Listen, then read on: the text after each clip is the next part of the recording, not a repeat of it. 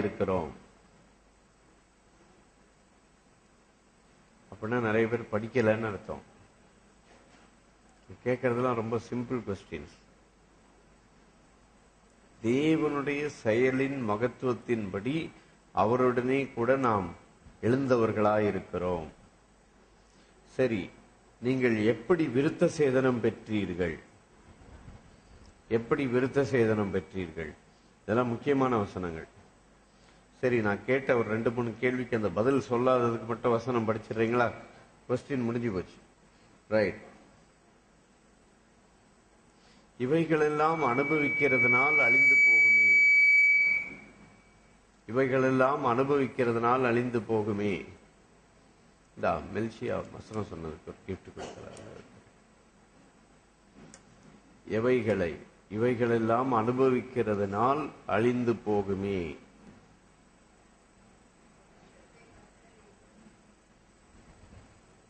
வசனத்தை அதுதான், மனுஷனுடைய கற்பனைகளின்படியையும் போதனைகளின்படியும் நடந்து தொடாதே, ருசி பாராதே, தீண்டாதே என்கிற கட்டளைகளுக்கு உட்படுகிறது என்ன? இவைகளெல்லாம் அனுபவிக்கிறதுனால் அழிந்து போகுமே.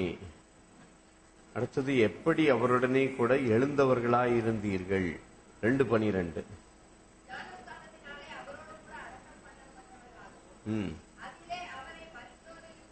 ரைட். அடுத்தது நீங்கள் எப்படி விருத்த சேதனம் பெற்றீர்கள்? கவனிக்கிறீங்களா? ஒரு யூதன், இஸ்ரவேலன்னா என்ன செய்யணும்? விருத்த சேதனம் பண்ணியிருக்கணும். நீங்களும் நானும் விருத்த சேதனம் பண்ணப்பட்டவர்கள் என்று வேதம் சொல்லுகிறது. அதுக்கு பதில் 11ஆம் வசனத்தில் இருக்கிறது. அதான், மாம்சத்திற்குரிய பாவ சரீரத்தை களைந்து விட்டதினால் கையால் செய்யப்படாத விருத்த சேதனத்தை அவருக்குள் பெற்றீர்கள். அவருக்குள் வாசமாயிருப்பது என்ன? அது சொல்லவே இல்லையே. தெய்வத்துவத்தின் பரிபூரணம் எல்லாம் சரீர பிரகாரமாக அவருக்குள் வாசமாயிருக்கிறது. கவனிக்கிறீங்களா? தெய்வத்துவத்தின், நீங்க கடவுள் எப்படி இருக்கிறாருன்னு பார்க்கணும்னா யாரிடத்துல பார்க்கலாம்? இயேசுவிடத்திலே பார்க்கலாம். ஏனென்றால் தெய்வத்துவத்தின் பரிபூரணம் எல்லாம் பிதாவானவர் செய்ய குமாரன் காண்கிறது எதுவோ அதை தவிர குமாரன் என்ன செய்ய மாட்டார்? தாமாக எதையும் செய்ய மாட்டார். சரி, இன்றைக்குரிய வேத வசனத்துக்கு போயிடலாமா? வாசிங்க. ஏசாயா புஸ்தகம் 42ஆம் அதிகாரம் 1 வசனம் படிங்க. ஏற்கனவே முன்னால ஒரு நாள் இதை பத்தி பேசியிருக்கிறேன். இதோ நான் ஆதரிக்கிற என் தாசன், நான் தெரிந்து கொண்டவரும் என் ஆத்துமாவுக்கு பிரியமானவரும் இவரே. என் ஆவியை அவர் மேல் அமர பண்ணினேன். அவர் புறஜாதிகளுக்கு நியாயத்தை வெளிப்படுத்துவார். கவனிக்கிறீங்களா? மறுபடி படிக்கிறேன். ஏசாயா 42:1. இதோ நான் ஆதரிக்கிற என் தாசன், நான், எல்லாரும் சேர்ந்து சொல்லுங்களா, நான் தெரிந்து கொண்டவரும் என் ஆத்துமாவுக்கு பிரியமானவரும் இவரே. இதுல என்னன்னா, பிதாவானவர் தெரிந்து கொண்டவர் இயேசு கிறிஸ்து. கவனிக்கிறீங்களா? யாரால தெரிந்து கொள்ளப்பட்டார் இயேசு? பிதாவினால் தெரிந்து கொள்ளப்பட்டவர். எதற்காக தெரிந்து கொள்ளப்பட்டார்? ஆத்மாவுக்கு பிரியமானவர். பிதாவுக்கு ரொம்ப ரொம்ப பிரியமானவர் யார்? இயேசு கிறிஸ்து. ஏன்னா இயேசு கிறிஸ்து ஞானஸ்நானம் பெற்று கரையேறும் பொழுது அங்கே வானத்திலிருந்து ஒரு சத்தம் வந்தது. என்ன வந்தது? இவர் என்னுடைய நேசகுமாரன், இவரில் பிரியமாயிருக்கிறேன்.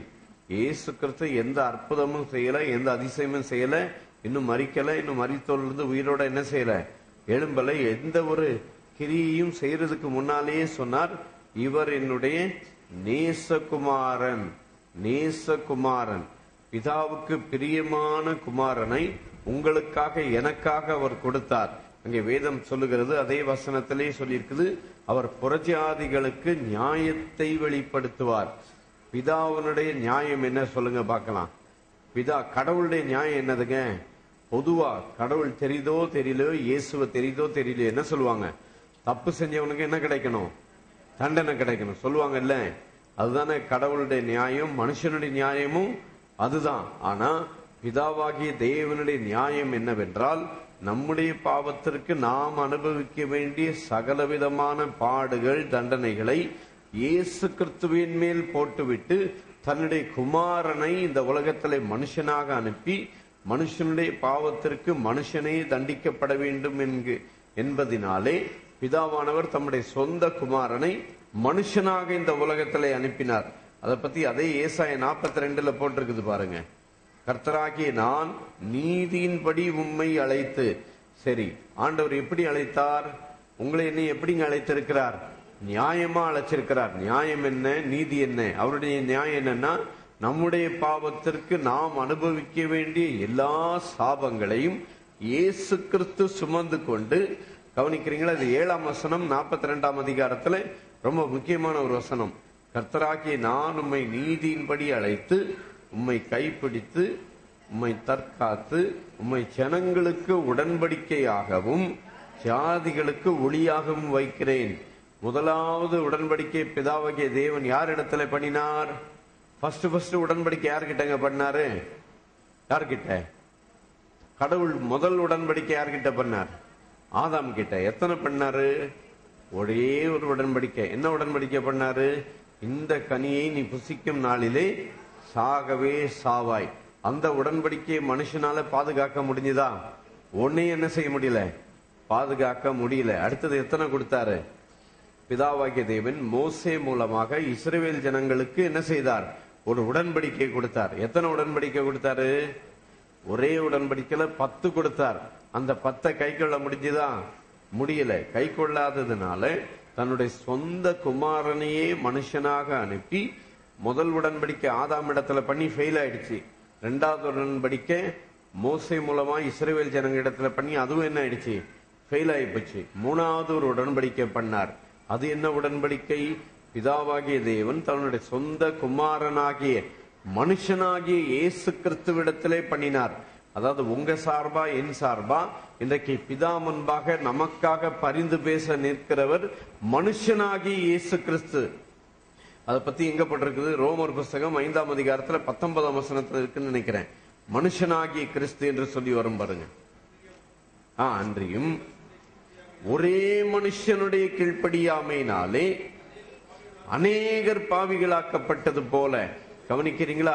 நீங்களும் நானும் பாவி ஆக்கப்பட்டது என்னது? நீங்க பாவம் செஞ்சதுனால நீங்க என்ன செய்யல? பாவி ஆகல. நீங்க சிகரெட் பிடிச்சதுனால, சினிமா பார்த்ததுனால, நீங்க தீய பழக்கத்துல ஈடுபட்டதுனால என்ன ஆகல? பாவி ஆகல. ஆதாம் செய்த பாவத்தினாலே நம்முடைய ஆதாமின் பாவம் நம்மேலே எண்ணப்பட்டது. ஆனால் நம்முடைய பாவங்கள், நம்முடைய அக்கிரமங்கள் யார் மேலே எண்ணப்பட்டது? இயேசு கிறிஸ்துவின் மேல் எண்ணப்பட்டது. நம்முடைய பாவமும் நம்முடைய அக்கிரமும் யார் மேல் எண்ணப்பட்டது?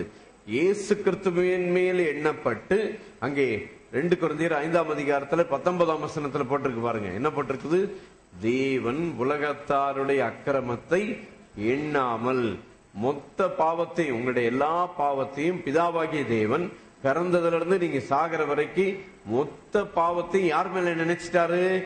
இயேசு கிறிஸ்துவின் மேல். நீங்க பிறந்ததுல இருந்து சாகிற வரைக்குள்ள மொத்த பாவத்தையும் யார் மேல் நினைச்சிட்டார்?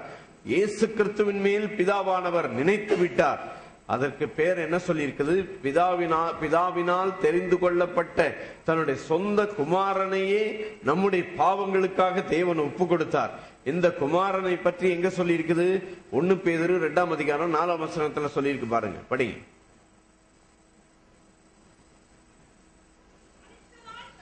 மனுஷனால் தள்ளப்பட்டதாயினும் தேவனால் தெரிந்து கொள்ளப்பட்டதும் விலையேற பெற்றதுமாயிருக்கிற ஜீவனுள்ள கல்லாகிய அவரிடத்தில் சேர்ந்தவர்களாகிய நீங்களும். மனுஷரால் தள்ளப்பட்டவர் இயேசு கிறிஸ்து யாரு சொல்லுங்க? மனுஷரால் நேசிக்கப்பட்டவரா தள்ளப்பட்டவரா? தள்ளப்பட்டவர் சொல்லி சாதாரணமா சொல்லிடலாம். இந்த ஆண்டவர் யாரு தெரியுமா? ராஜா, born king. He is the born king of the Jews. யூதருக்கு ராஜாவாக பிறந்தவர் அவர். ஒரு சிலர் பிறந்ததுக்கு அப்புறம் தான் என்ன செய்வாங்க? ராஜாவாக மாறுவார்கள். இல்ல ஒருவேளை ராஜா ஆக்க முடியாம தள்ளி விட்டாலும் என்ன செஞ்சிருவாங்க? தள்ளி விட்டுருவாங்க. ஆனா இவர் பிறக்கும் போதே எப்படி பிறந்தார்? ராஜாவாக பிறந்தார். அவர் எப்படி ராஜா என்று சொல்றேன் பாருங்க. மரியாள் பிறந்த வம்சத்தை நீங்க பாத்தீங்கன்னா தாவீதின் குமாரனாகிய சாலமோனுடைய வம்ச வழியிலே மரியாள் பிறந்தாள். ஆனா யோசேப்பு பிறந்தது பாத்தீங்கன்னா தாவீதின் குமாரனாகிய நாத்தான் வழியாக யோசேப்பு வந்ததுனாலே ரெண்டு அம்மா மரியாள் மூலமாகவும் யோசேப்பு மூலமாகவும் தாவீதின் சிங்காசனம் யாருக்கு சொந்தம்? ராஜாவுடைய மகன் தான் அடுத்தது யாரா மாற முடியும்? ராஜாவாக மாற முடியும். ஆகவே தாவீதின் குமாரனாகிய இவர் அங்க போட்டிருக்கு பாருங்க, மத்தேயு 1:1 என்ன போட்டிருக்குது பாருங்க. இவர் யார் என்று சொல்லி, ஆபிரகாமின் குமாரனாகிய, பாத்தீங்களா, தாவீதின் குமாரனான இயேசு கிறிஸ்து யாரு? தாவீதின் குமாரன். அவர்தான் ராஜாவுக்கு பாத்திரர். அவர் யாரு? ராஜாவாக பிறந்தவர், பிதாவினால் தெரிந்து கொள்ளப்பட்டவர். யாரு? ராஜாதி ராஜா. இந்த ராஜாதி ராஜா இந்த பூமியில வந்திருக்கிறாரு. 5 அப்பங்களை கொண்டு 5000 பேரை போஷிக்கிறாரு. அடுத்தது யாரு? குஷ்டரோகி சுகமாக்குறாரு, குருடருக்கு பார்வை கொடுக்கிறாரு, செவிடர்களை கேட்க செய்கிறார். இந்த ராஜாதி ராஜாவை பிலாத்து முன்னால கொண்டு போய் நிறுத்தி வச்சுட்டு இவன் தன்னை ராஜா என்று சொல்லுகிறான் என்று பிலாத்து விடத்துல சொன்னார்கள். சொல்லிட்டு பிலாத்து சொல்றான், நான் உங்கள் ராஜாவை என்ன செய்ய வேண்டும் என்று கேட்டதுக்கு என்ன சொல்றாங்க தெரியுமா? எங்களுக்கு ராஜா வேண்டாம், எங்களுக்கு ராயன் போதும் என்று சொன்னார்கள். புரியுதா உங்களுக்கு? we don't want the king, we want the யாரு? எங்களுக்கு யார் வேணும்? எங்களுக்கு ராஜா வேண்டாம், அதுக்கு பதில் யார் வேணும்? எங்களுக்கு ராயன் வேண்டும் என்று சொன்னார்கள். ராயன் வேண்டும் என்றால் கவனிச்சிங்களா, ராஜாதி ராஜா வானத்தையும் பூமியும் உண்டாக்கினவர், எத்தனையோ நட்சத்திரங்களை ஒன்றோடு ஒன்று மோதாமல் அது பாட்டுக்கு சரியாக தன்னுடைய பாதையில இயங்கும்படிக்கு வைக்கிறவர். இன்னும் எத்தனையோ நட்சத்திரங்கள் பெருகிக் கொண்டே இருக்கிறது. இவ்வளவு பெரிய ஒரு ஆண்டவர். அவருக்கு பேர் என்ன தெரியுமா? ஆதியாகமம் எடுத்து நீங்க வாசிக்க வேண்டாம், நானே மடமட சொல்லிடுறேன். அவருக்கு பேர் என்னன்னு தெரியுமா? அனாதி தேவன். அவர் பேர் ஆதியானவர். சொல்லுங்க, எல்லாரும் சொல்லுங்க. இருக்கிறவர், இருந்தவர், வரப்போகிறவர். தானியேல் அவரை பற்றி சொல்லுகிறான், is the ancient of days, என்றென்றைக்கும் உயிரோடு இருக்கிறவர். நமக்காக பிதாவாகிய தேவன் தாம் தெரிந்து கொள்ளப்பட்ட சொந்த ஒரே பேரான குமாரனை நமக்காக இந்த உலகத்திலே மனுஷனாக அனுப்பினார். பிதாவானவர் குமாரனை தெரிந்து கொண்டார். குமாரன் யாரை தெரிந்து கொண்டார்? உங்களும் என்னையும் குமாரன் தெரிந்து கொண்டார். எங்க போட்டிருக்கு? யோவான் 15:16 வாசிங்க. நீங்கள் என்னை தெரிந்து கொள்ளவில்லை, நான் உங்களை தெரிந்து கொண்டேன். வானத்தையும் பூமியும் உண்டாக்கின தேவன் அங்க அவரை பத்தி சொல்லியிருக்கிறது. கொலோசியர் 2:9 தெய்வத்துவத்தின் பரிபூரணம் எல்லாம் இவருக்குள் அடங்கி இருக்கிறது. நட்சத்திரங்களை எல்லாம் பெயரிட்டு அழைக்கிறவர். இந்த உலகத்துல எத்தனை கோடி ஜனங்க இருப்பாங்க? இந்தியால மட்டும் எவ்வளவு? 100 கோடி. சைனால ஒரு 100 கோடி. மத்த உலகத்துல எல்லாம் சேர்த்தா ஒரு 100-150 வச்சா மொத்தம் இந்த உலகத்துல எவ்வளவு? 300-400 கோடி ஜனம் இருக்குது. 400 கோடி ஜனங்களையும் பிறக்கிறதையும் 400 மரணத்திற்கும் பாதாளத்துக்கும் உடைய திறவுகோள்களை உடையவராயிருக்கிறேன் என்று சொன்னார். இந்த 400 கோடி ஜனங்களுடைய பிறப்பையும் சாப்பாடையும் ஆகாரத்தையும் அவர்களுடைய மரணத்தையும் கண்ட்ரோல் பண்றது யாரு? சாத்தான் கிடையாது. சாத்தான் இடத்தில் மரணத்தின் அதிகாரியாகிய பிசாசானவனை தம்முடைய மரணத்தினாலே சங்கரித்து என்று சொல்லி சகலத்தையும் ஆளுகை செய்கிற இந்த தேவன் யாரை தெரிந்து கொண்டார்? உங்களை என்ன தெரிந்து கொண்டார். ஹலோ, ஆண்டவர் உங்களை என்ன செய்தார்? சொல்லுங்க, தெரிந்து கொண்டார். ஆமீன். நான் ஒரு சில நேரம் யோசிப்பேன், ஆண்டவரே, ஆபிரகாமை மட்டும் தெரிந்து கொண்டு அவனை அழைத்து அவனை ஆசீர்வதித்து அவனை பெருக பண்ணினீங்களே, எங்களெல்லாம் என்ன, நாங்களாம் என்னன்னு சொல்லி கேட்டா ஆண்டவர் சொன்னார், 400 கோடி ஜனங்கள்ல ஒன்னை தெரிந்து கொண்டது பெருசா இல்லையான்னு கேட்டார்.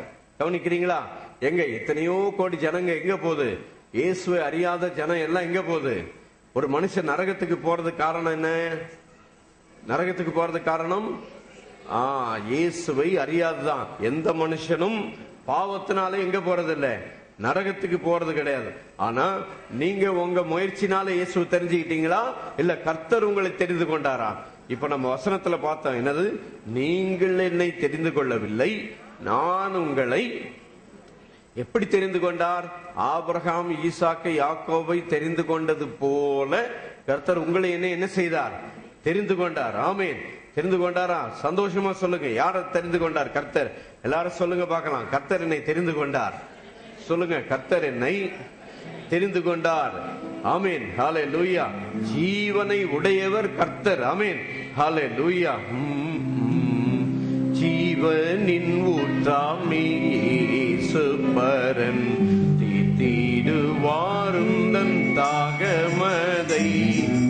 ஜீவனின் ஊற்றாமே இயேசு பரன், தீட்டிடுவாரும் தன் தாகமதை. பாவங்கள் ரோகங்கள் சாபங்கள் போக்கிட பரிவாய் அழைக்கிறார். பாவங்கள் ரோகங்கள் சாபங்கள் போக்கிட பரிவாய் அழைக்கிறார்.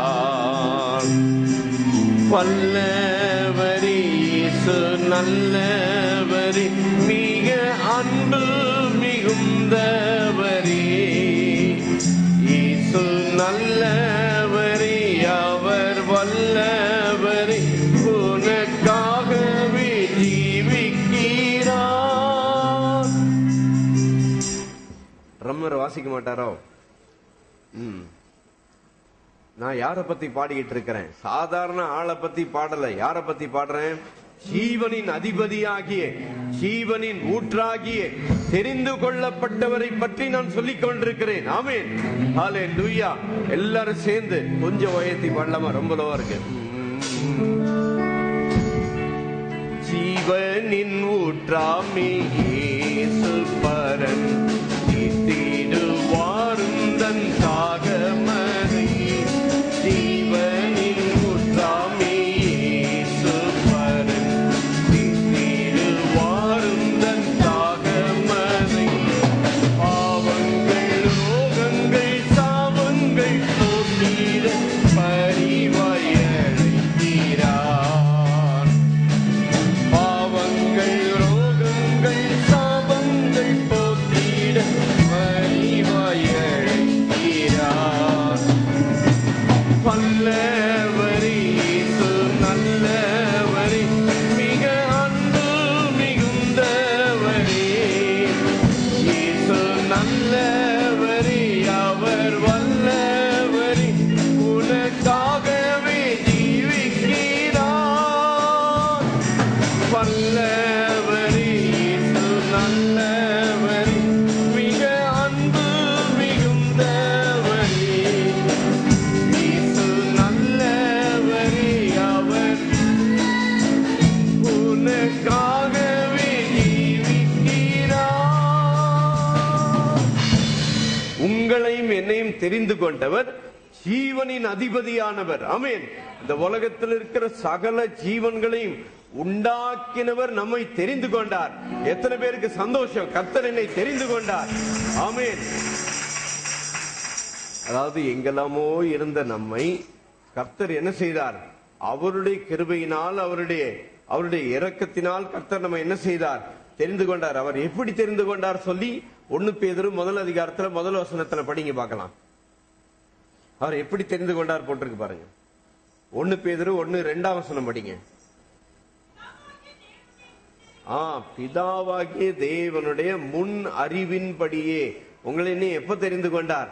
இயேசு கிறிஸ்து உலகத்துல தோன்றுகிறதற்கு முன்னதாகவே, உலக தோற்றத்திற்கு முன்னே, நீங்களும் நானும் இந்த உலகத்துல பிறக்கிறதுக்கு முன்னாலே கர்த்தர் நம்ம என்ன செய்தார்? கிறிஸ்துவுக்குள் தெரிந்து கொண்டார். ஆமீன். உங்களுக்கு சந்தோஷமா இல்லையா? உங்களை கர்த்தர் என்ன செய்தார்? தெரிந்து கொண்டார். ஆமீன், ஹல்லேலூயா. எவ்வளவு பெரிய பாக்கியம்!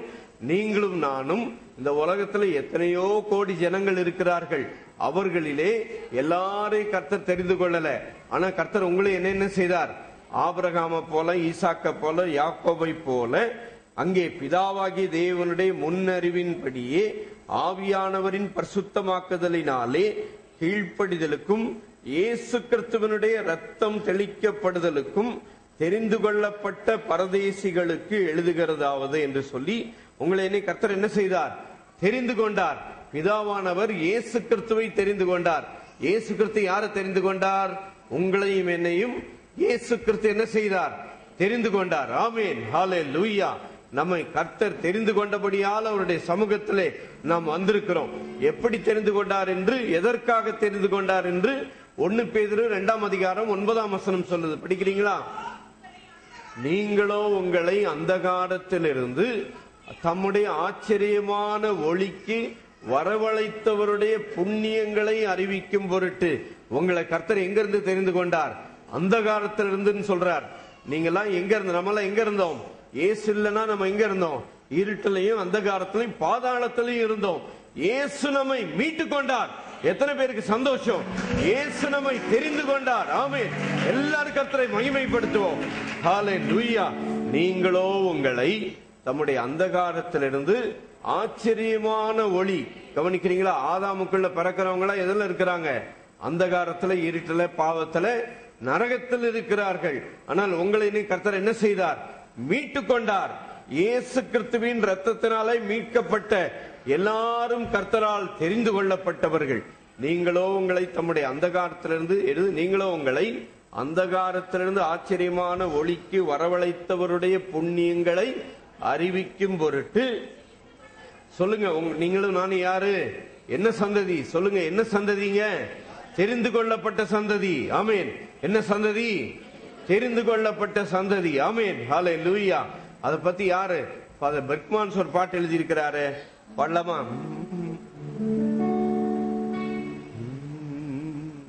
ரொம்ப லோவா இருக்கு. 5 கொடுங்க. 3. தெரிந்து கொண்டான், என்னை தெரிந்து கொண்டான், தெரிந்து கொண்டான், என்னை தெரிந்து கொண்டான், பரிசுத்தனும்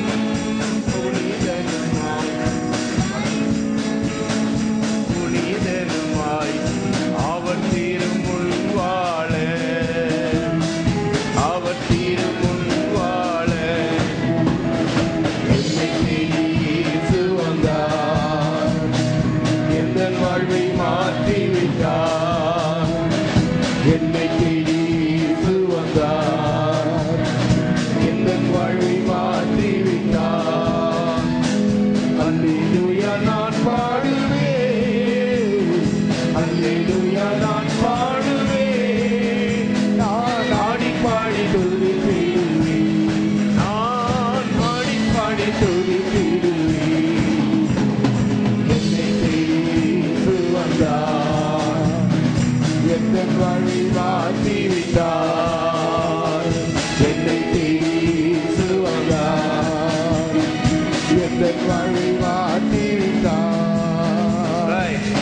உங்களை என்னை எங்கிருந்து தெரிந்து கொண்டார்? நம்பர் 1, இருட்டிலிருந்து, அந்தகாரத்திலிருந்து. கவனிக்கிறீங்களா? ஒரு மனுஷன் நரகத்துக்கு போறதுக்கு காரணம் என்னன்னு கேட்டேன். இதனால பாவத்தினால எந்த மனுஷனும் நரகத்துக்கு போகல. கவனிக்கிறீங்களா? விசுவாசிகள், சுவிசேஷகர்கள் எல்லாரும் தெரிந்து கொள்ளுங்கள். எந்த மனுஷனும் பாவத்தினால எங்க போகல? நரகத்துக்கு போகல. இயேசு கிறிஸ்துவை ஏற்றுக்கொள்ளாமல் ஆதாமுக்குள்ள பிறந்து பாவியா இருக்கிற மனுஷன் எங்க போறான்? நரகத்துக்கு. ஆனா இயேசுவை ஏற்றுக்கொண்டா அவன் யார் கிடையாது? பாவி கிடையாது. நம்மை கர்த்தர் எங்கிருந்து தெரிந்து கொண்டார்? அந்தகாரத்திலிருந்து. உங்களை என்னை கர்த்தர் எங்க கொண்டு வந்திருக்கிறார்? வெளிச்சத்திற்கு. நீங்களும் நான் யாரு? ஒளியின் பிள்ளைகளா, இருட்டின் பிள்ளைகளா? ஒளியின் பிள்ளைகள். எல்லாரும் தெரிந்து கொள்ளப்பட்ட எல்லாரும் கரங்களை தட்டி ஆண்டவர் நன்றி சொல்றீங்களா? எங்க இருந்து தெரிந்து கொண்டார் சொல்லிட்டு தீத்து புஸ்தகம் 1ஆம் அதிகாரம் 3ஆம் வசனத்துல போட்டிருக்கு பாருங்க, படிங்க.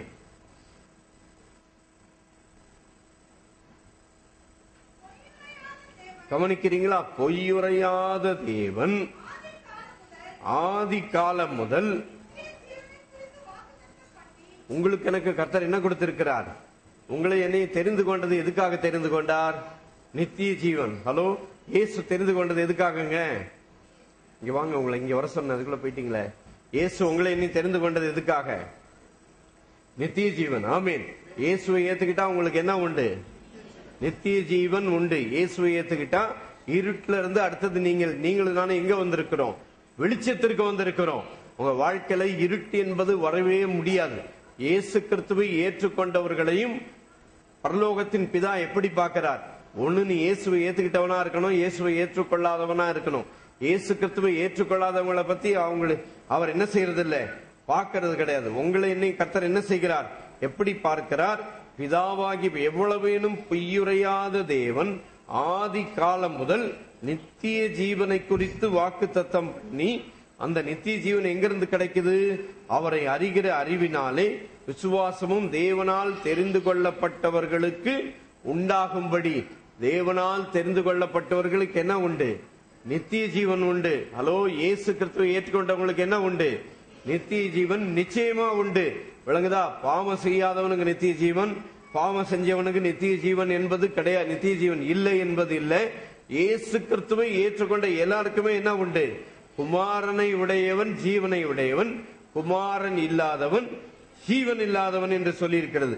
சரி, இந்த தெரிந்து கொள்ளப்பட்டவர்கள் யார் என்று கொலோசியர் 3:12 கொஞ்சம் மடமட படிக்கிறீங்களா? அப்படியே. ஆகையால் நீங்கள் தேவனால் தெரிந்து கொள்ளப்பட்ட பரிசுத்தரும் அந்தகாரத்திலிருந்து ஆச்சரியமான ஒளிக்கு கர்த்தர் உங்களை என்னையும் அழைத்து தெரிந்து கொண்டார், வெளிச்சத்தில் தெரிந்து கொண்டார். அடுத்தது தெரிந்து கொள்ளப்பட்டவர்கள் யாரு? பரிசுத்தவான்கள். நீங்கள் நான் யாரு சொல்லுங்க, சொல்லுங்க, ஹலோ சொல்லுங்க, நீங்கள் நான் யாரு?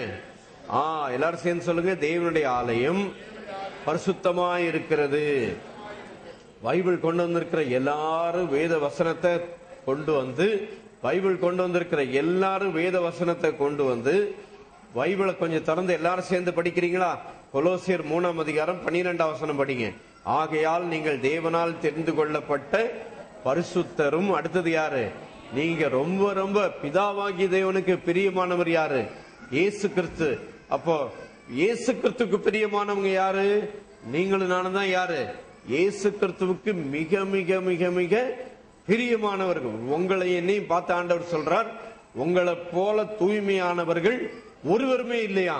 ஆண்டவர் உங்களை என்னையும் பார்த்து சொல்றார், நீங்க யாரு? பரிசுத்தவான்கள். சொல்லுங்க, எல்லாரும் சேர்ந்து சொல்றீங்களா? தேவனுடைய ஆலயம் பரிசுத்தமாய் இருக்கிறது, நீங்களே அந்த ஆலயம். வழங்குதா? நீங்கள் நானும் யாரு? பரிசுத்தமாக்கப்பட்ட ஆலயம். நம்புறீங்களா? அதனால பரிசுத்தத்தை தேடி நிறைய வாலிப தம்பிமார் போன் பண்ணி முன்னால என்கிட்ட அடிக்கடி கேட்கறது என்ன தெரியுமா? பிரதர், என்னால பரிசுத்தத்தை பாதுகாக்க முடியல, நான் எப்படி பரிசுத்தமா வாழ்றதுன்னு என்கிட்ட கேட்பாங்க. அப்ப எனக்கு பதில் சொல்றதுக்கு தெரியாது. இப்ப தெரிஞ்சுக்கிடுங்க, பரிசுத்தமா வாழ்றது உங்க சக்தியினால இல்ல, உங்க பக்தியினால இல்ல. பரிசுத்தம் என்பது உங்களுடைய கிரியினால் உங்களுக்கு கிடைச்சது கிடையாது.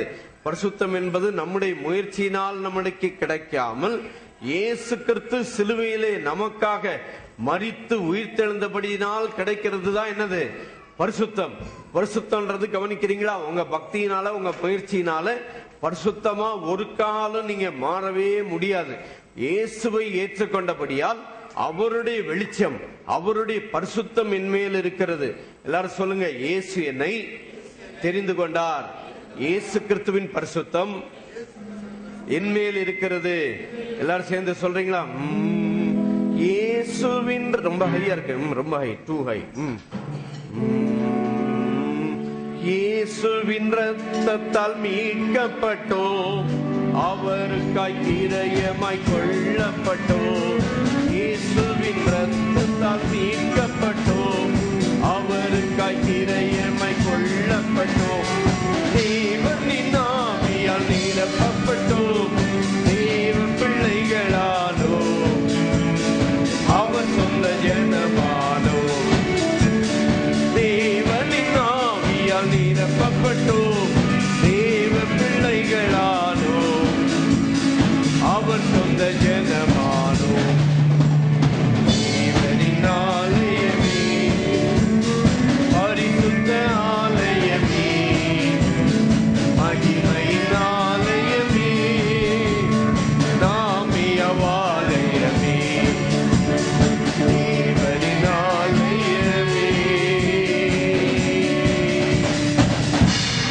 பரிசுத்தம் என்பதை உங்களை விட்டுட்டு வெளியே பார்த்தீங்கன்னா என்ன கிடையாது? பரிசுத்தம் கிடையாது. பரிசுத்தம் எங்க இருக்குது? உங்களுக்குள்ளே இருக்கிறது. அந்த பரிசுத்தம் எங்க இருந்து வந்தது? நீங்க மாறினதுனால பரிசுத்தமாகல. கவனிக்கிறீங்களா? நீங்க மாறினீங்களா பரிசுத்தமாகிறதுக்கு? இல்ல. நம்ம முயற்சினால என்ன செய்யல? மாறி பரிசுத்தமாகல. தேவனால் தெரிந்து கொள்ளப்பட்டு, நீங்கள் தேவனால் தெரிந்து கொள்ளப்பட்ட பரிசுத்தரும் பிரியரும் உருக்கமான இரக்கத்தையும் தயவையும் மனத்தாழ்மையும் சாந்தத்தையும் நீடிய பொறுமையும் தரித்து கொண்டு. தேவனால் தெரிந்து கொள்ளப்பட்டவர்கள் யாரு? பரிசுத்தத்தை தரித்து கொண்டவர்கள். ஹலோ, நீங்கள் தேவனால் தெரிந்து கொள்ளப்பட்டீங்கனாலே உங்க மேல என்ன வந்தாச்சு? ஹலோ, என்ன வந்தாச்சு? சபைக்குள்ள இருக்கிற எல்லாருமே யாரு? இயேசுவை ஏற்றுக்கொண்ட எல்லாருமே யாருங்க? தெரிந்து கொள்ளப்பட்டவர்கள். இந்த தெரிந்து கொள்ளப்பட்டவர்கள் எல்லாரும் எதை தரித்து கொண்டார்கள்? எதை தரித்து கொண்டிருக்கிறார்கள்? பரிசுத்தத்தை தரித்து கொண்டிருக்கிறார்கள். அததான் இப்ப என்ன செய்யணும்? பாட்டா பாடணும். என்ன பாடணும்? இயேசு. என்ன பண்றீங்க? தூங்குறாங்க 2 பேர். இயேசுவின் ரத்தத்தால் மீட்கப்பட்டோம், அவர் கையிரயமாய் கொள்ளப்பட்டோம். இயேசுவின் ரத்தத்தால் மீட்கப்பட்டோம், அவர் கையிரயமாய் கொள்ளப்பட்டோம்.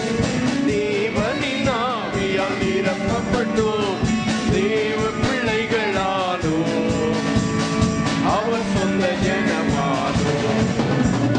தேவனின் ஆவியால் நிரப்பப்பட்டோம், தேவ பிள்ளைகளானோம், அவர் சொந்த ஜனமானோம். ரைட், ரொம்ப ஈஸியா பாடிட்டோம். தேவனின் ஆவியால் நிரப்பப்பட்டோம், தேவ பிள்ளைகளானோம். அடுத்தது என்னது? அவர் சொந்த ஜனமானோம். மறுபடி சொல்லுங்க. அவருக்கு சொந்த ஜனம். எங்க போட்டிருக்குது? படிச்சிருக்கீங்களா வசனத்தை? பாகம புஸ்தகம் 10ஆம் அதிகாரம் 15ஆம் வசனத்துல போட்டிருக்கு பாருங்க. உங்களை இன்னி கர்த்தர் என்ன செய்தார்? அவர் எல்லா ஜாதிகளுக்குள்ளும் உங்களை தமக்கென்று தெரிந்து கொண்டார். நீங்கள் நான் யாருக்கு சொந்தம்? ஹலோ, நீங்க தெருவில் போனாலும், ஆபீஸ் போனாலும், பள்ளிக்கூடம் போனாலும், one thing you must know that you are a child of God, you are born of God. நீங்க உங்களுக்கு எனக்கு என்ன தெரியணும்? நீங்க இயேசுவால பிறந்தவர்கள். உங்க கூட பக்கத்துல இருக்கிறவன் இயேசுவை ஏத்துக்கலனா அவன் யாரால பிறக்கல? இயேசுவால பிறக்கலனா யாருக்குள்ள பிறந்திருக்கிறாங்க? ஹலோ, இயேசுவால பிறக்கலனா யாருக்குள்ள பிறந்திருக்கிறாங்க? சொல்ல கொஞ்சம் கஷ்டமா இருக்கும், வருத்தமா இருக்கும். ஆனா நீங்க சொன்னாலும் சொல்லலனாலும் இயேசுவால பிறக்கலனா யாருக்குள்ள பிறந்தவர்கள்? சாத்தானால பிறந்தவர்கள். நீங்கள் நான் யாரால பிறந்தவர்கள்? சந்தோஷமா இருக்குதா இல்லையா? ஹல்லேலூயா. கர்த்தர் உங்களை என்னையும் தெரிந்து கொண்டார். we are born of God. ஆமென். நீங்கள் நான் சொல்லுங்க, I am born of God. சொல்லுங்க, நீங்கள் நான் யாரால பிறந்தவர்கள்? அதான் நம்ம என்ன பண்ணணும்? தேவ பிள்ளைகளானோம், அவர் சொந்த ஜனமானோம். அதுக்கு ஒரு வசனம் புதிய ஏற்பாடுல இருக்குது. எங்க? ரொம்ப தூரத்துல இல்ல, பக்கத்துல தான் இருக்குது. 1 கொரிந்தியர் 6ஆம் அதிகாரம் 19-20 போட்டிருக்கு பாருங்க. 1 கொரிந்தியர் 6:19. உங்கள் சரீரமானது நீங்கள் தேவனாலே பெற்றும் உங்கள். ஹலோ, பைபிள் எத்தனை பேர் வச்சிருக்கிறீங்க? இருக்கிற எல்லாருமே வச்சிருக்கிறீங்களே. இங்கேயும் பைபிளை திறக்காம, வீட்லயும் பைபிளை திறக்காம பிரயோஜனம் இல்லாம இருக்காதீங்க. கொஞ்சம் பைபிளை திறந்து எல்லாரும் சேர்ந்து படிக்கிறீங்களா? உங்கள் சரீரமானது நீங்கள் தேவனாலே பெற்றும் உங்களில் தங்கியும் இருக்கிற பரிசுத்த ஆவியினுடைய ஆலயமாய் இருக்கிறது என்றும், நீங்கள் உங்களுடையவர்கள் அல்ல. நீங்கள் உங்களுடையவர்கள் அல்ல. நீங்க யாருக்கு சொந்தம் கிடையாது? நீங்க உங்களுக்கு சொந்தம் கிடையாது. நீங்க யாருக்கு சொந்தம்? யாருக்குங்க சொந்தம்? உண்டாக்கின இயேசுவுக்கு சொந்தம். ஆகவே அவரை சந்திக்கிற நாள் வரையிலும் அவர் உங்களில் தங்கினவர் தங்கியே இருப்பாரே தவிர உங்களை விட்டு வெளியே போக மாட்டார். ஆமீன். ஹல்லேலூயா. என்ன போட்டிருக்குது? உங்களில் தங்கியும் இருக்கிற பரிசுத்த ஆவியினுடைய ஆலயமாய் இருக்கிறது. உங்கள் சரீரம் என்னது? அதான் நம்ம மறுபடி சொல்லிட்டு இருக்கிறோம். எதுக்காக இதை சொல்றோம்? சபைக்குள்ள வந்தீங்கன்னா உங்களுக்கு என்னன்னு தெரியணும். நான் தேவனால் தெரிந்து கொள்ளப்பட்டவன், நான் தேவனாலே பிறந்தவன். ஆமீன். ஹல்லேலூயா. அங்க என்ன போட்டிருக்குது? 1 யோவான் 3:8 போட்டிருக்கு பாருங்க. தேவனால் பிறந்த எவனும் பாவம் செய்யான் என்று அறிந்திருக்கிறோம், ஏனெனில் அவருடைய வித்து அவனுக்குள் என்ன செய்கிறது? இங்கேயும் பைபிளை படிக்கலாம, வீட்டுலயும் படிக்கலனா, அவருடைய வித்துனா அவருடைய வசனம் என்ன செய்கிறது? உங்களுக்குள் என்ன செய்திருக்கிறது? தரித்திருக்கிறது. உங்களுக்குள்ள என்ன தரித்திருக்கணும்? சினிமா பாட்டு இல்லைங்க. நீங்க யாரை ஏற்றுக்கொண்டவர்கள்? இயேசுவை ஏற்றுக்கொண்டவர்களுக்குள்ள என்ன தரித்திருக்கும்? வேத வசனம் என்ன செய்யும்? தரித்திருக்கும். எத்தனை பேருக்கு அந்த வசனம் தெரியும்? இந்த வசனத்தை தெரிந்தவர்களுக்கு மடமட அதை படிக்கிறீங்களா? சங்கீதம் 1ல இருந்து படிங்க. தெரிஞ்சவங்க பார்க்காமலே சொல்லிடுவாங்க. ஆனா இப்ப இருக்கிற சந்ததிக்கு அந்த வசனம் கூட என்ன செய்ய மாட்டேங்குது? தெரிய மாட்டேங்குது. பழைய ஆளுங்களுக்கு எல்லாம் பார்க்காமலே அந்த வசனம் தெரியும். என்னது? துன்மார்க்கருடைய ஆலோசனையின்படி நடவாமலும், பாவிகளுடைய வழியில் இல்லாமலும், பரியாசக்காரர் உட்காரும் இடத்தில் உட்காராமலும், கர்த்தருடைய வேதத்தில் பிரியமாயிருந்து இரவும் பகலும் அவருடைய வேதத்தில் தியானமாயிருக்கிற மனுஷன் பாக்கியவான். அதுதான் முக்கியம். யார் இரவும் பகலும் வேதத்தை தியானிக்கிற மனுஷன் எப்படி? அவன் நீர்க்கால்களின் ஓரமாய் நடப்பட்டு தன் காலத்தில் தன் கனியை தந்து இலையுதிராதிருக்கிற மரத்தை போல் இருப்பான். ஹலோ, இப்ப ரட்சிக்கப்பட்டவங்க, பாதியில ரட்சிக்கப்பட்டவங்க, கொஞ்ச நாட்கள்ல ரட்சிக்கப்பட்டவங்க எல்லாரும் சேர்ந்து படிச்சீங்களா? 1ஆம் சங்கீதத்தை படிக்கிறாங்க. என்ன பார்க்காதீங்க, வசனத்தை பார்த்து படிங்க. நாங்க இங்க வசனத்தை ஸ்கிரீன்ல போடுறதுனால அப்படியே மேல பார்க்காதீங்க. பைபிளை கொண்டு வந்தவங்க எல்லாரும் வசனத்தை திறந்து படிக்கிறீங்களா? அவன் நீர்க்கால்களின் ஓரமாய் நடப்பட்டு தன் காலத்தில் தன் கனியை தந்து இலை உதிராதிருக்கிற மரத்தை போல் இருப்பான். அவன் செய்வதெல்லாம் whatsoever he doeth he shall prosper. நீங்கள் செய்யற காரியம் எல்லாம் வாய்க்கணும்னா என்ன செய்யணும்? என்னங்க செய்யணும்? தேவனால் பிறந்த எவனும் பாவம் செய்யான், ஏனெனில் அவருடைய வித்து. எத்தனை பேர் போன வாரம் பைபிளை கொண்டு போயிட்டு வீட்டுக்கு கொண்டு போயிட்டு அதோட இந்த ஞாயிற்றுக்கிழமை பைபிளை கையில கொண்டு வந்திருக்கிறீங்க? எங்க நீங்க தேவனால பிறந்தவர்கள் என்றால் அந்த நேரத்துல சூழ்நிலையில எந்த காரியத்துல உங்களுக்கு ஆசீர்வாதம் செழிப்பு வரணுமோ அந்த நேரத்துல அதுக்குரிய வசனம் உங்க உள்ளத்துல இருந்து என்ன செய்யும்? பேசணும். எப்படி பேசும்?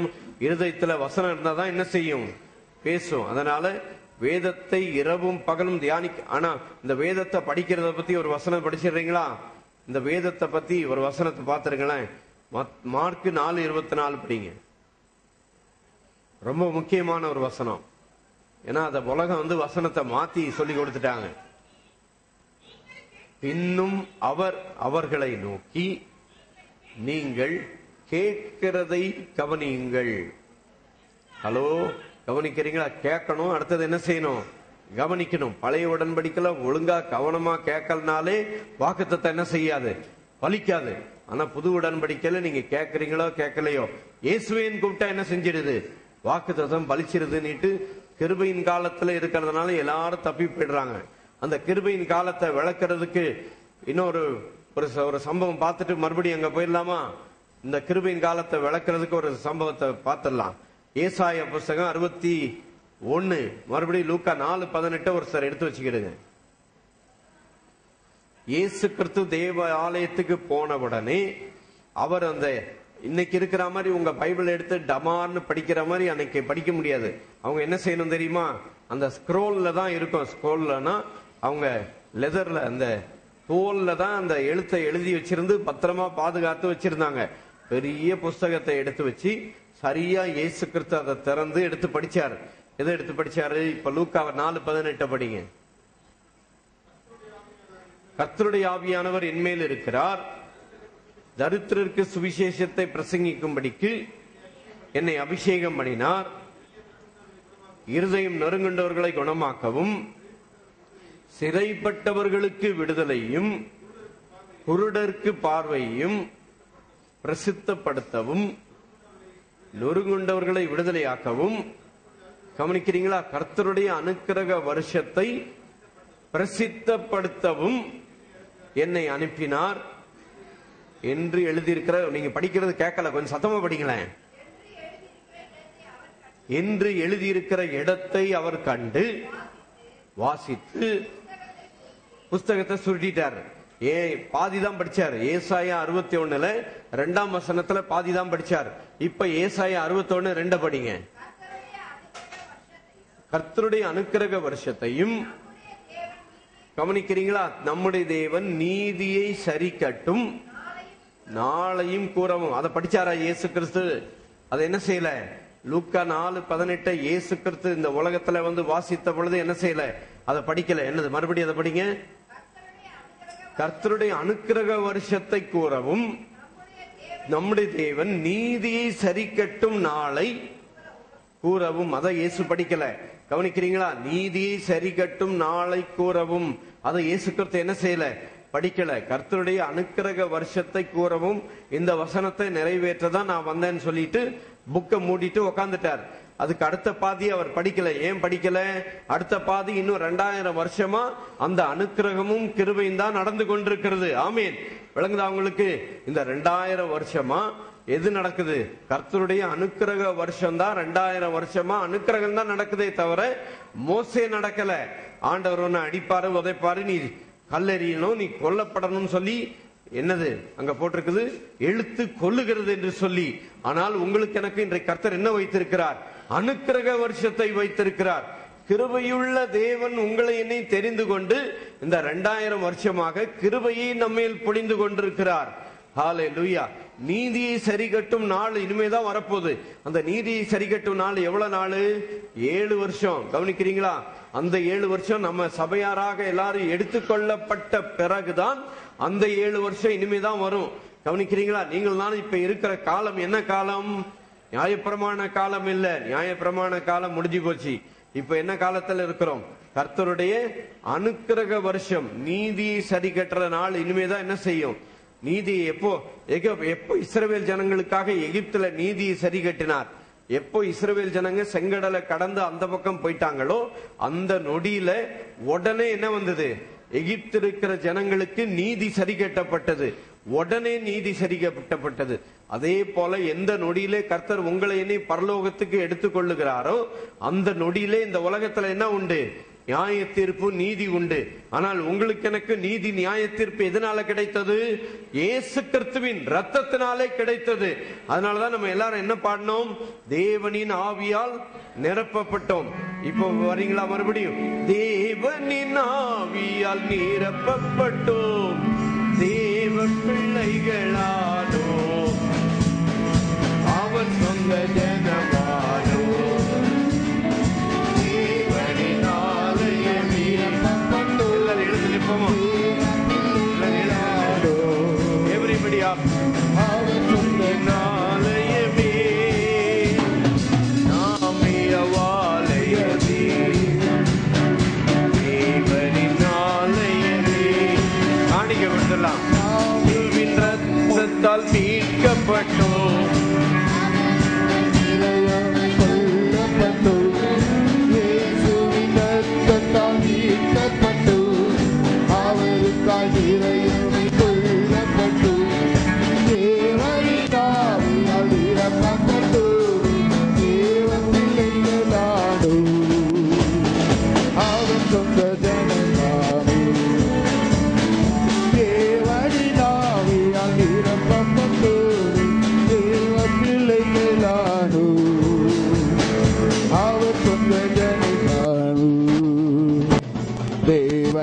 ஆலயமே, பரிசுத்த ஆலயமே, மகிமையின் ஆலயமே,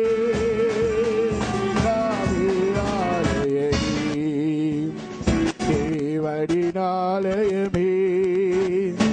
நாமினி நாம் உடையவர்கள் அல்ல, அவரே சரீரத்தின் சொந்தமானவர். நாமினி நாம் உடையவர்கள்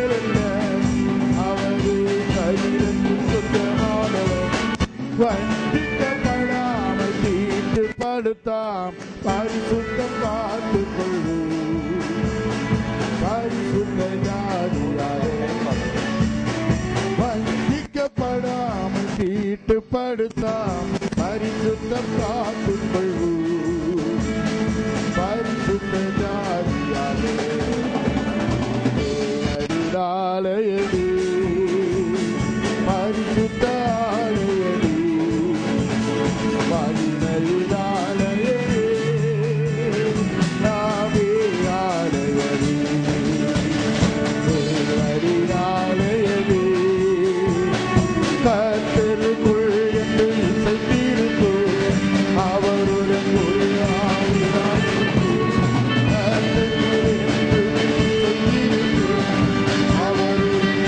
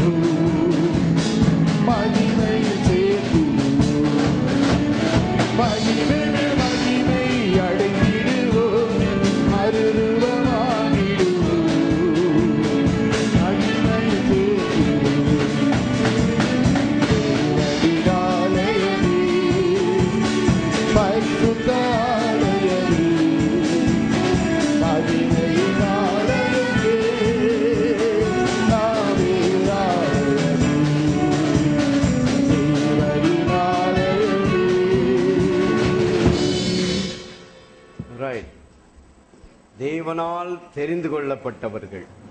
தேவனால் தெரிந்து கொள்ளப்பட்டவர்கள் 1 பேதுரு 2:9 படி அந்தகாரத்திலிருந்து ஆச்சரியமான ஒளிக்கு தெரிந்து கொண்டார். அடுத்தது உபாகம புஸ்தகம் 7ஆம் அதிகாரம் 6ஆம் வசனம் படிங்க.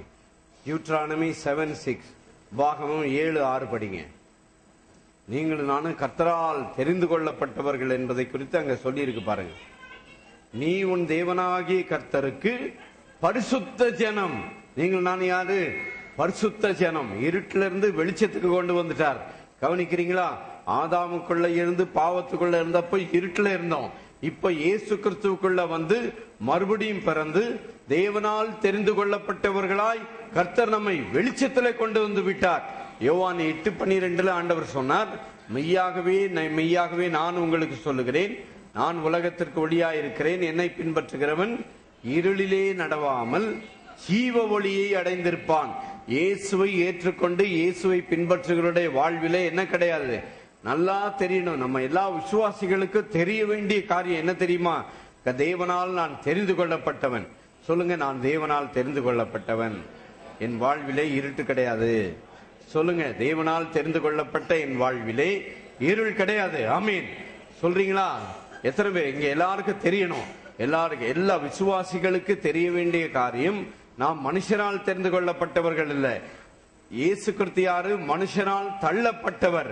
அவர் தள்ளப்பட்டவராய் போனதினாலே உங்களை என்ன செய்தார்? நித்திய காலமாக தெரிந்து கொண்டார். சும்மா ஒரு நாளைக்கு ஒரு வாரம் ஞாயிற்றுக்கிழமை கோயிலுக்கு வந்துட்டு போறதுக்கு, என்னைக்கோ ஒரு நாள் நான் இயேசுவை பார்த்தேன் போனேன் இல்ல, அப்படி இல்ல. நித்திய காலமாய் அவரோடு வாழும்படியாக கர்த்தர் நம்மை தெரிந்து கொண்டார். ஹல்லேலூயா. நீ உன் தேவனாகிய கர்த்தருக்கு பரிசுத்த ஜனம். படிங்க அடுத்தது. கவனிக்கிறீங்களா? பூச்சக்கரத்தில் உள்ள எல்லா ஜனங்களிலும்னா இந்த பூமியில் இருக்கிற எல்லா ஜனங்களிலும் உன் தேவனாகிய கர்த்தர் உன்னை தமக்கு சொந்தமாய் இருக்கும்படிக்கு தெரிந்து கொண்டார். உங்களை என்ன கர்த்தர் என்ன செய்தார்? அவருக்கு சொந்தமாக தெரிந்து கொண்டார். ஆமீன் சொல்லுங்க, நான் இயேசுவுக்கு சொந்தம். சொல்லுங்க, ஹலோ, நீங்க யாருக்கு சொந்தம்? யாருக்குங்க சொந்தம்? நீங்கள் நான் யாருக்கு சொந்தம்? அவனுக்கு சொந்தம், அவளுக்கு சொந்தம்லாம் இல்லை. யாருக்கு சொந்தம்? ஓ சொல்லுங்க, சகோதரிகள், பெண்கள் எல்லாம் சொல்லுங்க, யாருக்கு சொந்தம்? ஹலோ, நீங்க யாருக்குங்க சொந்தம்? அதான் ரொம்ப பழைய பாட்டு ஒண்ணு இருக்குது. என்ன பாட்டு? 2 எல்லாருக்கும் தெரிஞ்ச பாட்டு. அது பாடி ரொம்ப நாள் ஆச்சு. இந்த பார்தலத்தின் சொந்தக்காரர் இந்த உள்ளத்தில் சொந்தமானார். இந்த பார்தலத்தின் சொந்தக்காரர்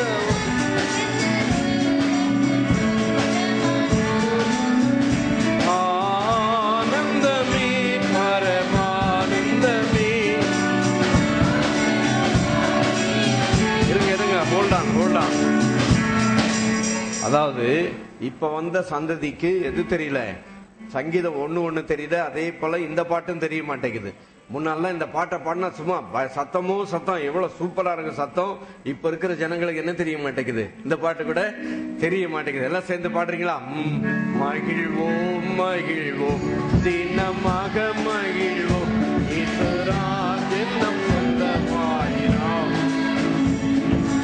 பாடுங்க சத்தமா. தினமாக மகிழ்வோம் நம் சொந்தமாயினார். இந்த பாடலத்தின் சொந்தக்காரர் எந்த உள்ளத்தில் சொந்தமானார். இந்த பாடலத்தின் சொந்தக்காரர் எந்த உள்ளத்தில் சொந்தமானார். ஆனந்தம். இருங்க, இப்போ நீங்க மட்டும் பாடுறீங்களா? இந்த பாடல் சத்தமா.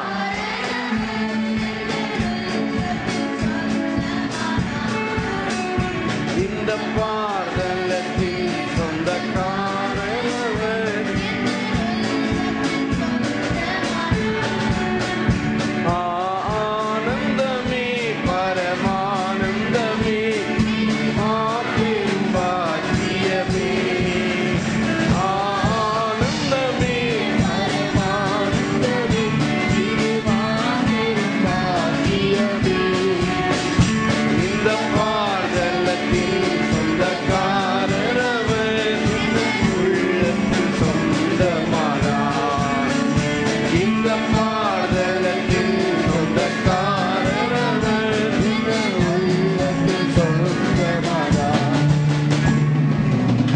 பாடுறீங்களா? சின்னம் சிறு வயதில் என்னை குறித்து விட்டார்,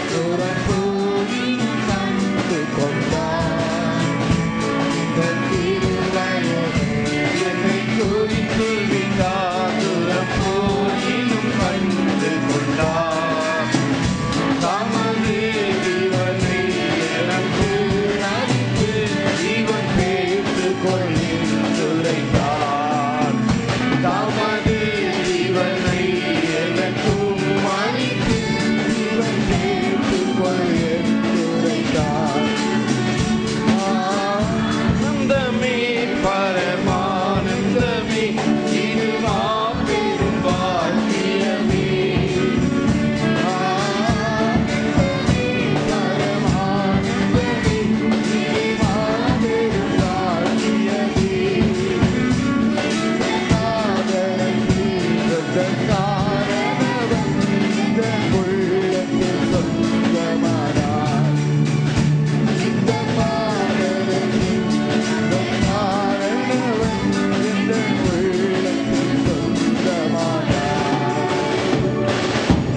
ரைட். இன்னைக்கு நான் பண்ற பிரசங்கம் எல்லாமே அப்படியே இந்த பாட்டிலேயே மொத்தமா அப்படியே இருக்குது.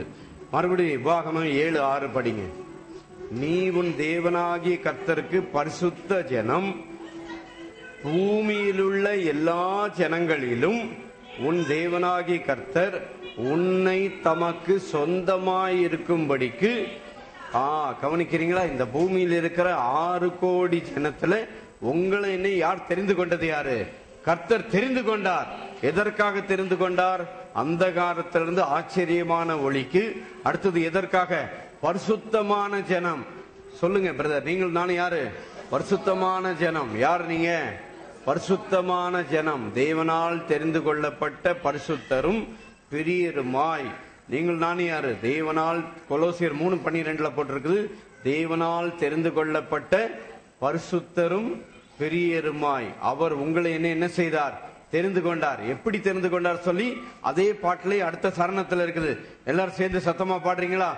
எந்த சூழ்நிலையும் அவர் அன்பினின்று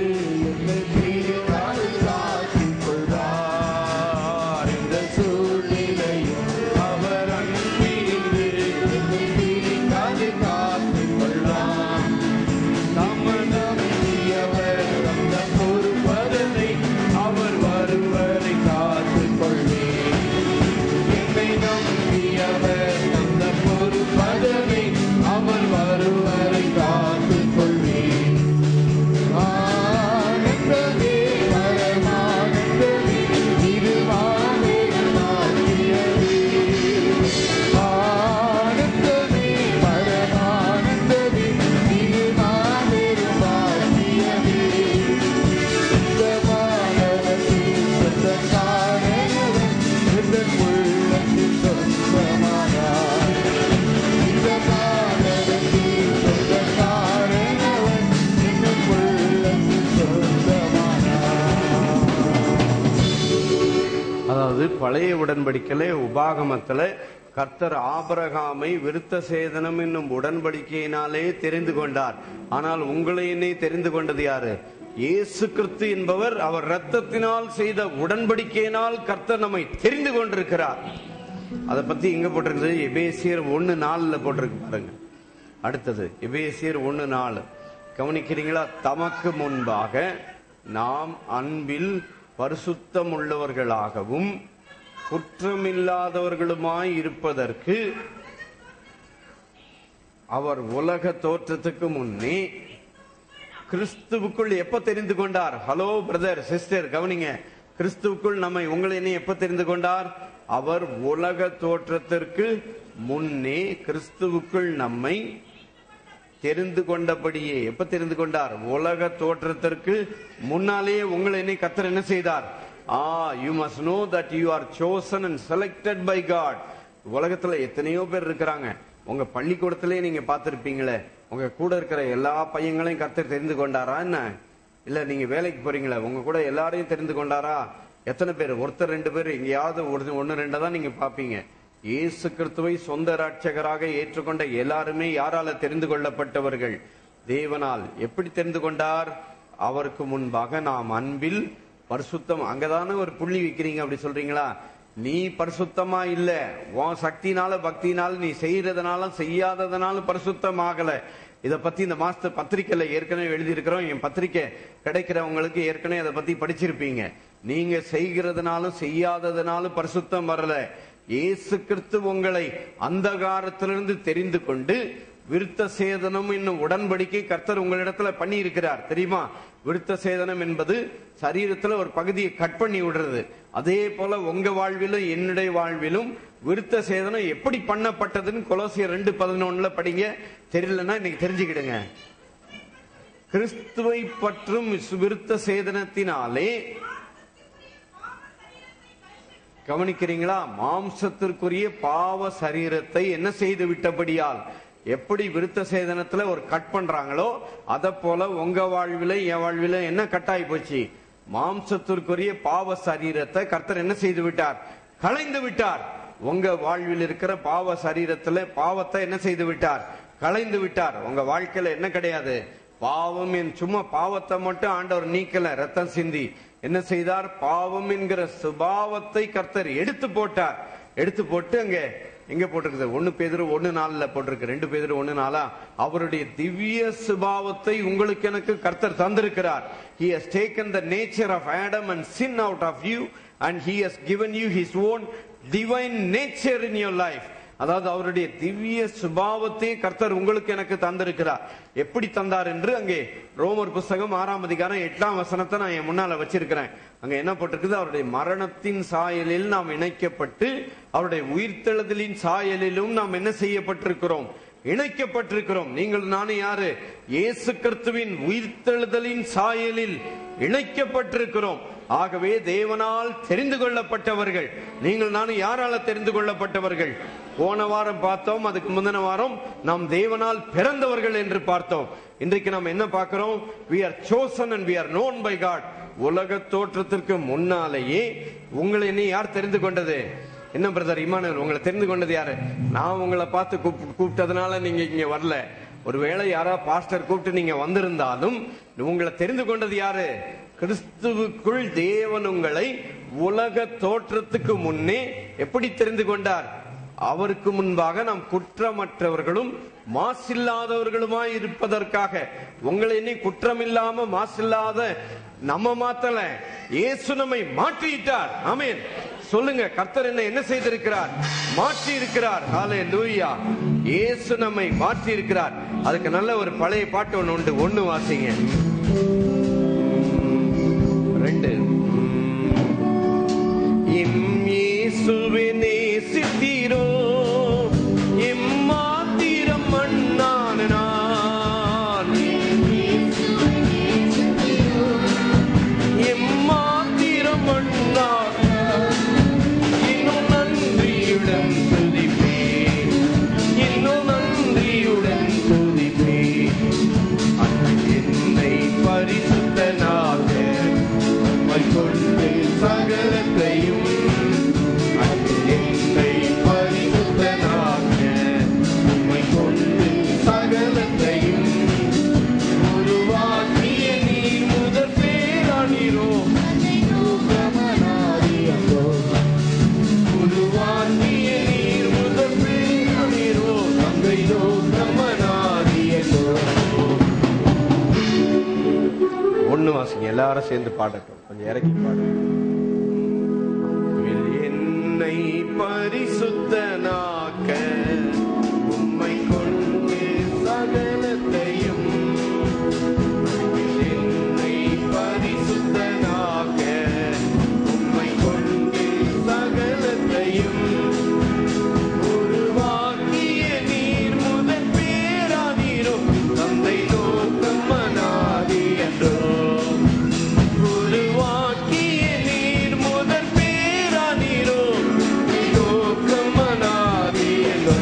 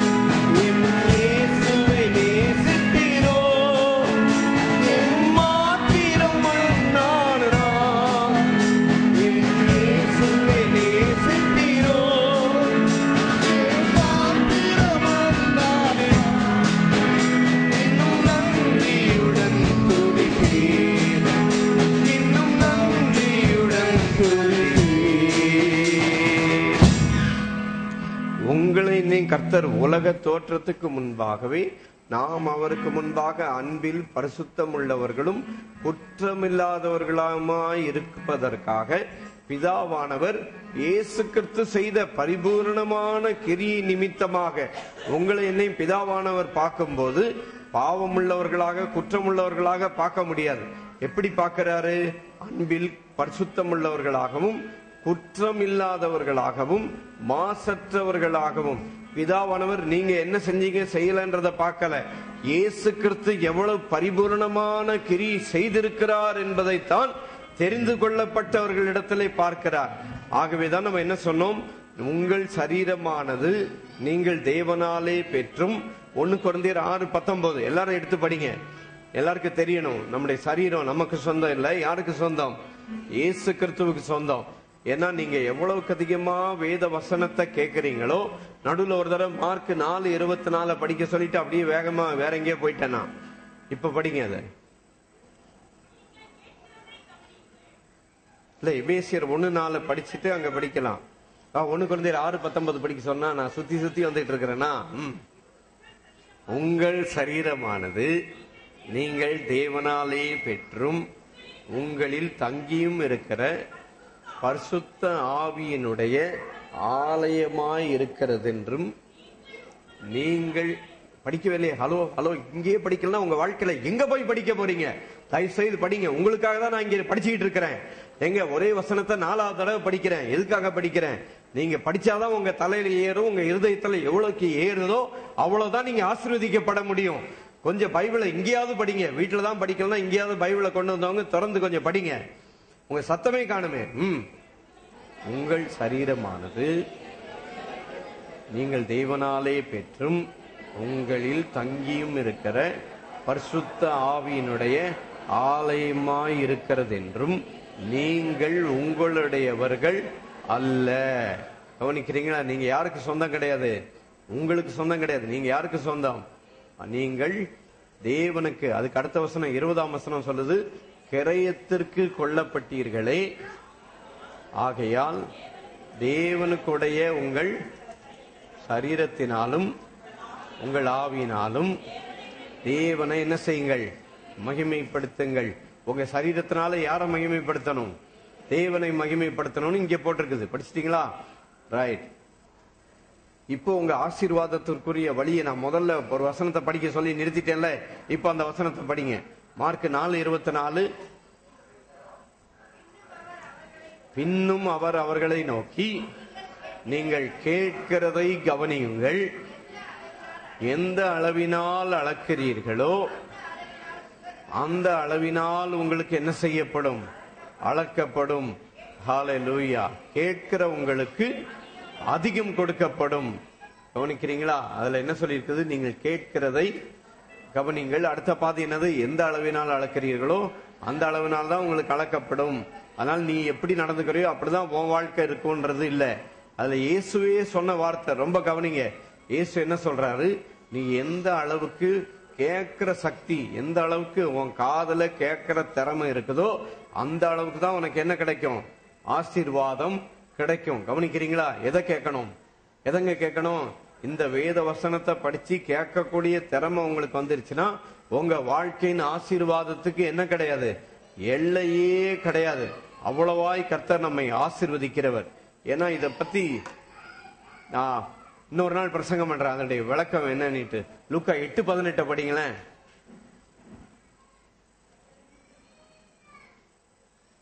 அதே வசனம் தான் வரும். ஆகையால் நீங்கள் கேட்கிற விதத்தை குறித்து கவனிங்க. இயேசு சொன்னார்னா ரொம்ப முக்கியங்க. அது என்ன? மார்க்ல என்ன போட்டிருக்குது? கேட்கிறதை கவனிங்கன்னு போட்டாரு. லூக்கால என்ன போட்டிருக்குது? கேட்கிற விதம். எந்த விதத்துல கேட்கறீங்கன்றத கவனமா இருங்க. எந்த விதத்துல கேட்கறீங்க? ஹலோ, நீங்க கேட்கறதுல 10% தான் வந்ததுன்னா உங்க வாழ்க்கையின் ஆசீர்வாதம் எவ்வளவுதான்? 10% தான். இங்க என்ன போட்டிருக்குது? கேட்கிற விதத்தை கவனிங்கள்.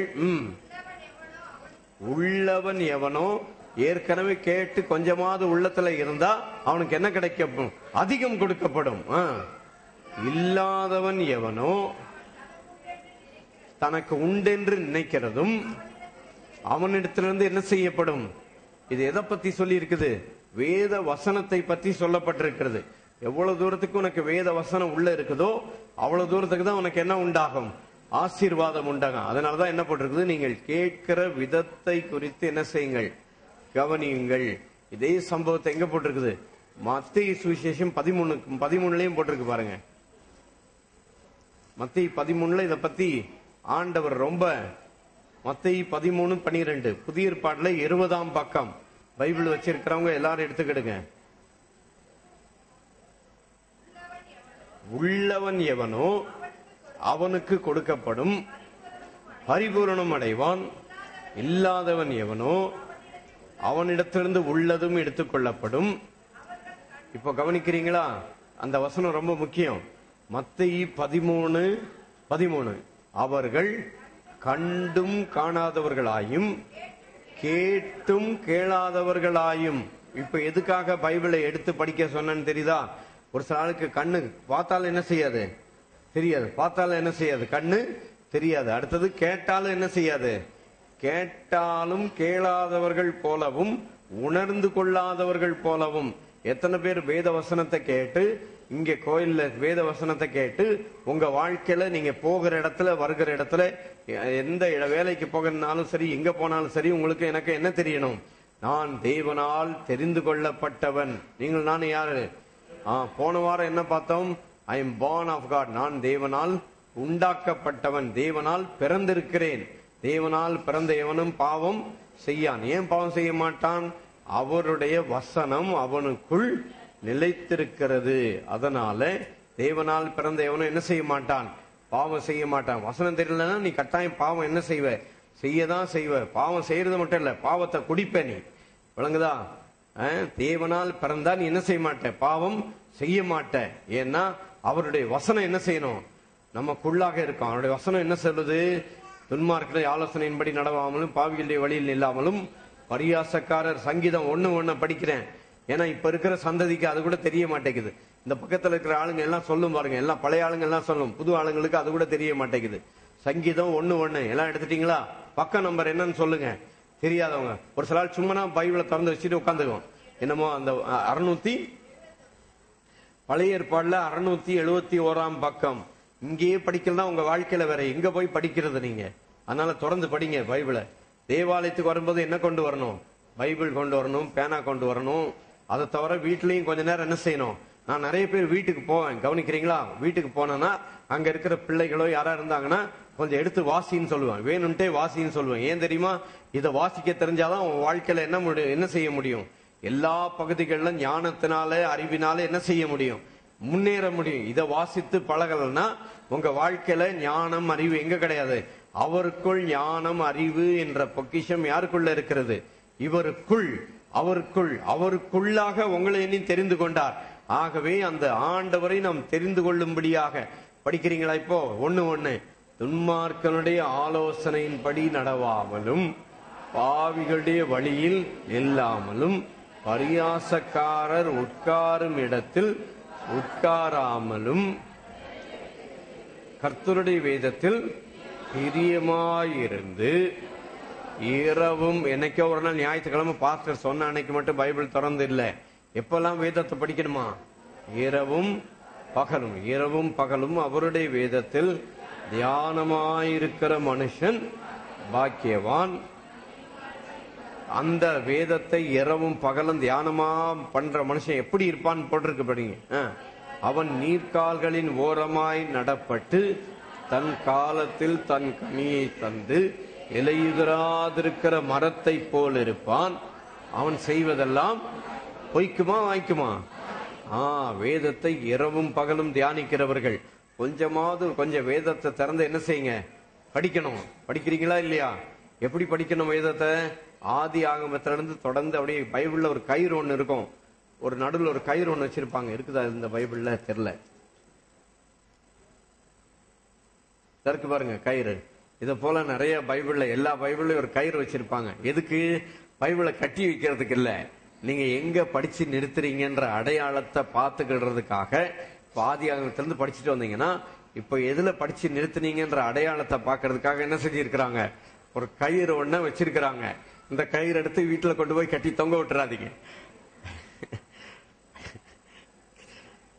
கேட்கறதுக்கு உங்களுக்கு ஜோக்கா இருக்கும். நேத்து ஒரு படம் ஒண்ணு பார்த்தேன். படம் ஒண்ணு பாஸ்டர் சினிமா பார்த்தாரா அப்படின்னு எல்லாம் முழிக்குது.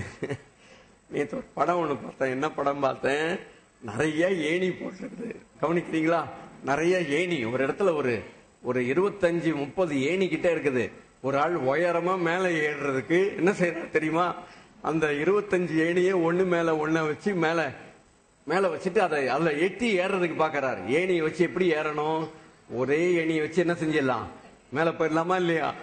அதுக்கு எத்தனை 25 ஏணிய மேல வச்சுட்டு அது கீழே போட்டிருக்குது. நீ எப்படி ஏறணும் உனக்கு தெரியுமா அப்படின்னு போட்டிருக்குது. அத போல தெரியாம பைபிளை கயிறு எடுத்து கட்டி வச்சிடாதீங்க. எதுக்காக? ஆதி ஆகமத்திலிருந்து என்ன செய்யணும்? நேரம் கிடைக்கும் போதெல்லாம் ஒரு நாளைக்கு எத்தனை வேலை? சரீரத்துக்கு சாப்பிடுறீங்களா இல்லையா? சாப்பிடுறீங்க. ஒரு நாளைக்கு எத்தனை வேலை? காலையிலேயே சாப்பிட்டுட்டு பேங்க் போயிருவீங்க. 3 வேளை மத்தியானம். சரி, பள்ளிக்கூடத்துக்கு போற பசங்க எத்தனை வேளை சாப்பிடும்? 4 வேளை. காலையில, மத்தியானம், சாயங்காலம், நைட்டு. அதனால உங்க வீட்டுல எத்தனை அறை இருக்குதோ அத்தனை என்ன இருக்கணும்? அத்தனை அறையிலும் ஒவ்வொரு பைபிள் வச்சிருக்கணும். விளங்குதா? சரி, ரைட். உங்க வீட்டுல சாப்பிடுறதுக்கு எத்தனை பிளேட் வச்சிருக்கீங்க? எத்தனை வச்சிருக்கீங்க? சொல்லுங்க, வெக்கப்படாம சொல்லுங்க. நிறைய இருக்குது. பைபிள் எத்தனை இருக்கு? 2 தான் இருக்குதான். பாத்தீங்களா? சாப்பிடுற தட்டு எத்தனை இருக்குது? நிறைய இருக்குது. பைபிள் மொத்தம் எத்தனை? 2 தான். ரைட்டு. சரி, ஒவ்வொருத்தரே கேட்டா நல்லா இருக்காது. உங்களுக்கு கருத்து புரிஞ்சா போதும். அதுக்காக தான், வேற ஒண்ணும் இல்லை. அதனால யாராவது ஒரு வீட்டுல நாங்க ஒரே ஒரு பிளேட்டு தான் வச்சிருப்போம். முதல்ல சின்ன பிள்ளை சாப்பிடும், அப்புறம் அடுத்த பிள்ளை சாப்பிடும், அப்புறம் ஒவ்வொருத்தரா நாங்க சாப்பிட்டு முடியறதுக்கே 2 மணி நேரம் ஆகும். அப்படி யாரா இருக்கிறீங்களா? ஒரே ஒரு பிளேட். பைபிள் மட்டும் எத்தனை? 1. ஆனா பிளேட் மட்டும் எத்தனை? எத்தனைங்க இருக்கும்?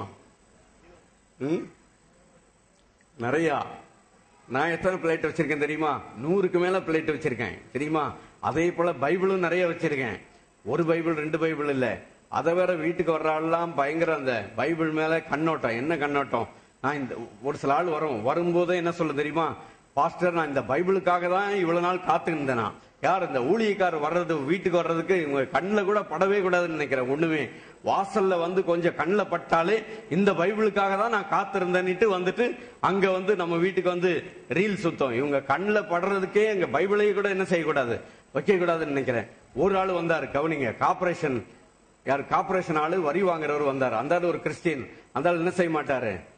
லஞ்சம் வாங்க மாட்டார். சரி, லஞ்சம் வாங்க மாட்டார். லஞ்சம் வாங்கினா ஒழுங்கா போக வேண்டியதானே? பைபிள் வேணுமா? லஞ்சம் வாங்கல, பைபிள் வாங்கினாலும் அதுவும் என்னதான்? லஞ்சம் தான் இல்லையா? அதை பார்த்துட்டு எங்கிட்ட ஒரு நல்ல பைபிள் இருந்தது. அது வேற எங்கேயுமே கிடைக்காத ஒரு நல்ல தமிழ் பைபிள் எங்கேயோ வாங்கி வச்சிருந்தேன். அதை வந்து எனக்கு இதை கொடுங்க, இந்த புடி கொண்டு போ. என்ன செய்யறது? பைபிள் லஞ்சம். அப்படி நிறைய பேர் இருக்காங்க. விளங்குதா? அதனால உங்களுக்கு மட்டும் இல்ல, உங்களுக்கு போக என்ன இருக்கணும்? பைபிளுக்கு மட்டும் பஞ்சமே இருக்கக்கூடாது. உலகத்திலேயே நிறைய புஸ்தகங்கள் விற்பனை ஆகிறது. எந்த புஸ்தகம் தெரியுமா? இந்த யூதனுடைய புஸ்தகம். உங்க ஆண்டவர் யாரு?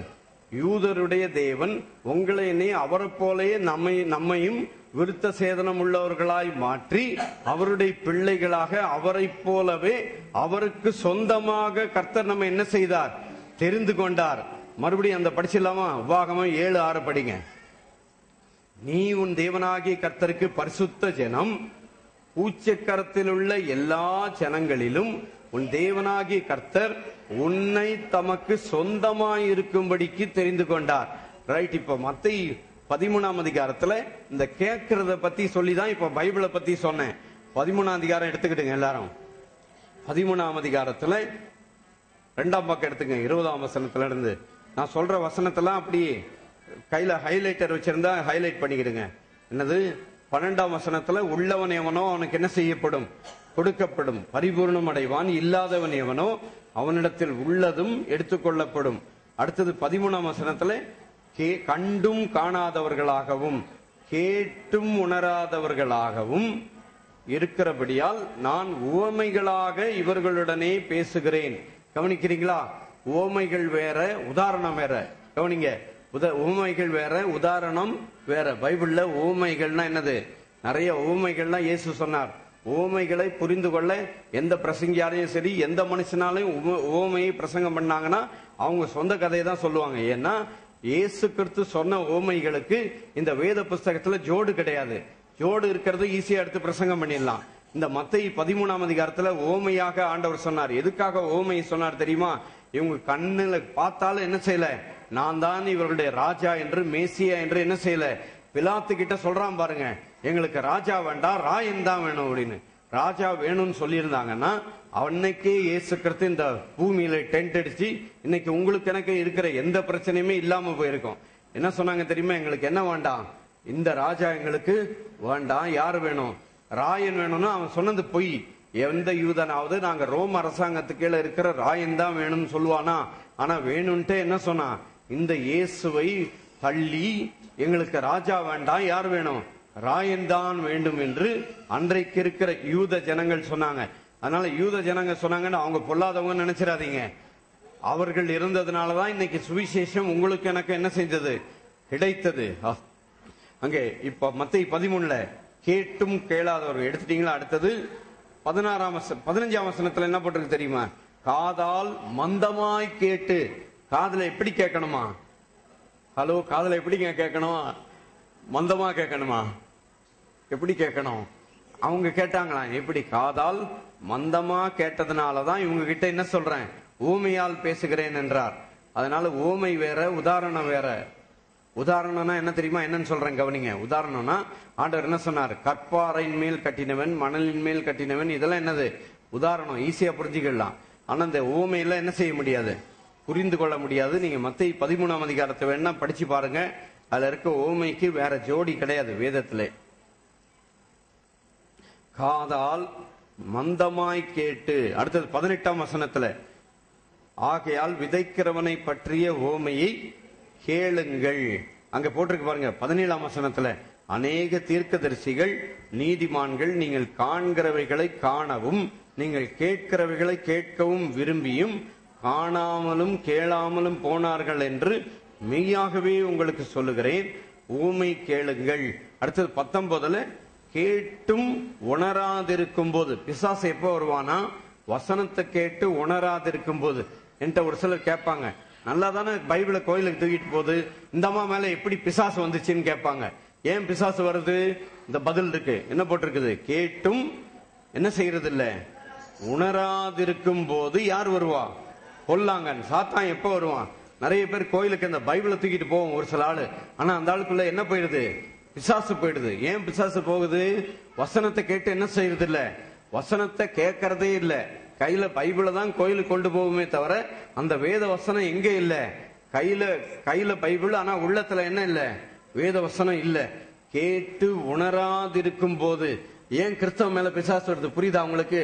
வசனத்தை கேட்டு உணராதிருக்கும் போது யார் வருவா? பொல்லாங்கன் வந்து அவன் இருதயத்தில் விதைக்கப்பட்டதை பறித்து கொள்ளுகிறான். விளங்குதா? ஒருவன் ராஜ்யத்தின் வசனத்தை கேட்டு, வசனத்தை கேட்கணும், அடுத்தது என்ன செய்யணும்? உணரணும். இந்த உணர்வு யார் தான் கொடுக்க முடியும்? இந்த உணர்வையும் அவர் தான் கொடுக்க முடியும். ஏன்னா ஏசாயா 11:1-2 போட்டிருக்குது, உணர்வின் ஆவியை கொடுக்கிறது யாரு? கர்த்தர் தான் என்று போட்டிருக்குது. அங்க போட்டிருக்கு பாருங்க மறுபடியும், வசனத்தை கேட்டும். 22ஆம் வசனத்துல, வசனத்தை கேட்கிறவனாயிருந்தும் உலக கவலையும் ஐஸ்வர்யத்தின் மயக்கமும் வசனத்தை நெருக்கி போடுகிறதுனால் அவனும் பலனற்று போகிறான். அடுத்தது 23ஆம் வசனத்துல, வசனத்தை கேட்கிறவனும் உணர்கிறவனுமாயிருந்து 100ஆகவும் 60ஆகவும் 30ஆகவும் என்ன செய்வான்? பலன் தருவான். எல்லாரும் சேர்ந்து படிக்கிறீங்களா? மத்தேயு 13:23. நல்ல நிலத்தில் விதைக்கப்பட்டவனோ வசனத்தை கேட்கிறவனும் உணர்கிறவனுமாயிருந்து 100ஆகவும் 60ஆகவும் 30ஆகவும் இருக்கிறவங்க என்ன செய்றீங்க? வாசிக்கிறவங்க, வாத்தியம் வாசிக்கிறவங்க எல்லாரும் என்ன செய்யணும்? கையில பைபிளை கொண்டு வந்து வசனம் சொல்லும் போது என்ன செய்யணும்? வசனத்தை படிக்கணும். நீங்க என்னதான் வாசித்தாலும் பாட்டு பாடினாலும் என்ன செய்யப்படாது? வசனம் உள்ளத்துல இல்லைன்னா என்ன செய்யாது? எந்த பிரயோஜனமும் என்ன செய்யாது? படவே படாது. ஏன்னா தேவனால் பிறந்தவன் என்ன செய்ய மாட்டான்? பாவம் செய்ய மாட்டான். ஏன் பாவம் செய்ய மாட்டான்? அவனுக்குள் தேவனுடைய வித்து தரித்திருக்கிறது. வித்துனா என்னது? வசனம். எவ்வளவுக்கு அதிகமாய் வசனம் உங்களுக்குள்ளாக தரித்திருக்கிறதோ அவ்வளவுக்கு அதிகமாய் பாவத்தை என்ன செய்யலாம்? ஜெயிக்கலாம். என்ன தரித்திருக்கணும் உள்ளத்துல? என்னங்க என்ன தரித்திருக்கணும்? வசனம், வேத வசனம் எவ்வளவுக்காய் தரித்திருக்கிறதோ. ஏன்னா ஆண்டவர் இயேசு என்ன சொன்னாரு? இவங்க எல்லாம் கண்ணால கண்டு காணாததுனால, காதால கேட்டும் உணராததுனால இவங்க கிட்ட நான் புரியுற மாதிரி சொல்ல மாட்டேன், புரியாம தான் பேசுவேன் அப்படின்னாரு ஆண்டவர். ஏன் அப்படி சொன்னார் தெரியுமா? அதுக்கு மத்தேயு 13 பத்தி நான் இன்னொரு நாள் பேசணும்னு யோசிச்சேன். ஆனா இன்னைக்கு நான் எடுத்ததுனால அதனுடைய சுருக்கம் என்னன்னு சொல்லிடுறேன். இஸ்ரவேல் ஜனங்க அங்க மத்தேயு 12ஆம் அதிகாரத்துல இயேசு கிறிஸ்து அற்புதங்களையும் அதிசயங்களையும் செய்து கொண்டிருக்கிறார். அப்ப அவர்கிட்ட போய் என்ன சொல்லிட்டானுங்க தெரியுமா? இவர் பிசாசின் வல்லமையினால அற்புதம் செய்யறாரு சொல்லிட்டாங்க. அதனால ஆண்டவர் என்ன சொன்னாரு? இந்த ஜனத்துக்கிட்ட நான் என்ன செய்ய மாட்டேன், இவங்க புரியுற மாதிரி நான் பேச மாட்டேன், ஊமையை தான் சொல்லுவேன், புரியுன்னா புரிஞ்சுக்கோன்னு சொல்லிட்டு விட்டுட்டார். விளங்குதா? ஏன்னா சீஷர்கள் அந்த இதுலயே கேட்டாங்க. அதுலயே போட்டிருக்கு பாருங்க 11ஆம் வசனத்துல, 13ஆம் அதிகாரம் 9ஆம் வசனத்துல, கேட்கிறதுக்கு காதுள்ளவன் கேட்க கடவுள், விருப்பம் இருந்தா கேளு, இல்லனா போ அப்படின்னு சொல்லி ஆண்டவர் சொன்னார்.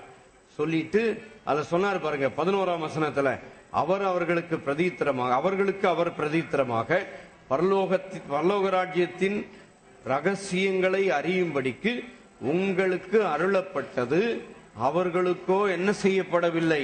அருளப்படவில்லை. உங்களுக்கு எனக்கு ஒரு ரகசியத்தை கர்த்தர் கற்றுக் கொடுத்திருக்கிறார். எந்த ரகசியம்? அந்த ரகசியத்தை பத்தி உங்களுக்கு எனக்கு கர்த்தர் சொல்லி கொடுத்திருக்கிறார். அந்த ரகசியம் என்ன தெரியுமா? எபேசியர் புத்தகத்துல இருக்கு பாருங்க. அந்த ரகசியத்தை கர்த்தர், கிறிஸ்துவின் மூலமாய் உண்டான ரகசியத்தை கர்த்தர் நமக்கு தெரியப்படுத்தி இருக்கிறார். எபேசியர் 1ஆம் அதிகாரத்துல படிங்க அந்த ரகசியம் என்னன்னு சொல்லிட்டு.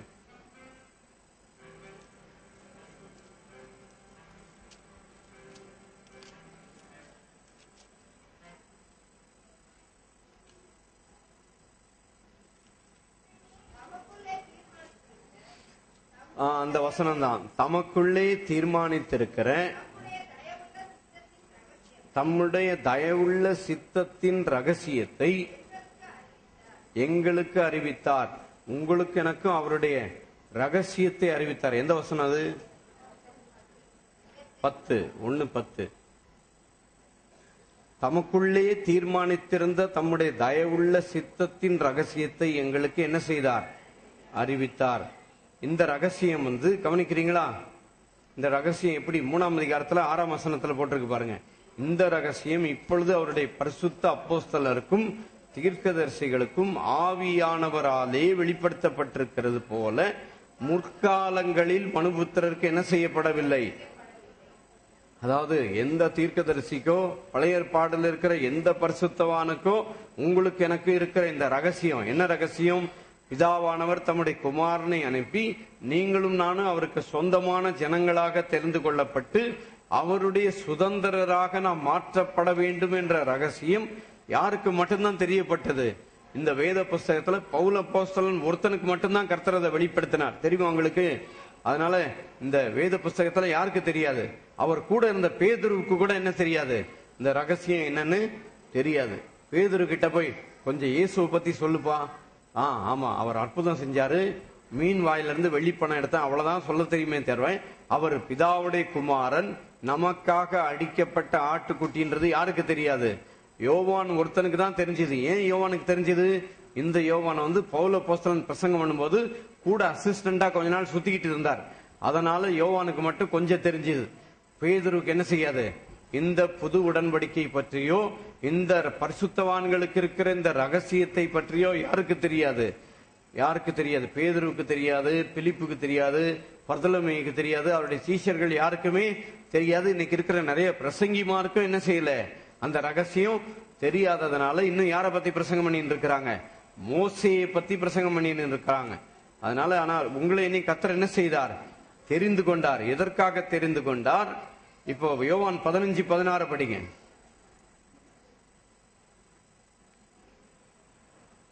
நீங்கள் என்னை தெரிந்து கொள்ளவில்லை, நான் உங்களை தெரிந்து கொண்டேன். நீங்கள் என் நாமத்தினாலே கேட்டுக்கொள்ளுவது ஏதுவோ அதை அவர் உங்களுக்கு கொடுக்கத்தக்கதாக. கவனிக்கிறீங்களா? இந்த வசனத்தை சொல்லி கேட்கணும். ஆண்டவரே, நீங்கள் என் நாமத்தினாலே கேட்டுக்கொள்வது எதுவோ, பாஸ்டர் சொன்னாரு, கர்த்தர் நீங்க தான் என்ன தெரிந்து கொண்டீங்கன்னு சொன்னாரு. ஆண்டவரே, எதை கேட்டாலும் தருவேன்னு சொன்னீங்களே, அதனால உம்முடைய நாமத்தினாலே கேட்கிறேன். இந்த காரியத்தை கர்த்தர் என்ன செய்யும், வாய்க்க பண்ணும் சொல்லிட்டு அவருடைய நாமத்தினால என்ன செய்யுங்க. இந்த வசனம் தெரிஞ்சாதானே ஆண்டவர்கிட்ட கேட்க முடியும். நீங்கள் என் நாமத்தினாலே கேட்டுக்கொள்ளுவது எதுவோ அதை அவர் உங்களுக்கு கொடுக்கத்தக்கதாக நீங்கள் போய் கனி கொடுக்கும்படிக்கும் உங்கள் கனி நிலைத்திருக்கும்படிக்கும் நான் உங்களை என்ன செய்தேன். உங்களை என்ன கர்த்தர் தெரிந்து கொண்டாராம். சும்மா தெரிந்து கொள்ளல, நித்திய ஜீவனுக்காக தெரிந்து கொண்டார், பரிசுத்தத்திற்காக தெரிந்து கொண்டார், குற்றமில்லாமல் இருப்பதற்காக தெரிந்து கொண்டார். எதற்காக தெரிந்து கொண்டார் சொல்லிட்டு, எதுக்கு, என் நாமத்தினாலே நீங்கள் கேட்டுக்கொள்ளுவது எதுவோ, எதை கேட்டாலும் நாம் அவரிடத்துல பெற்றுக்கொள்ளும்படிக்கு.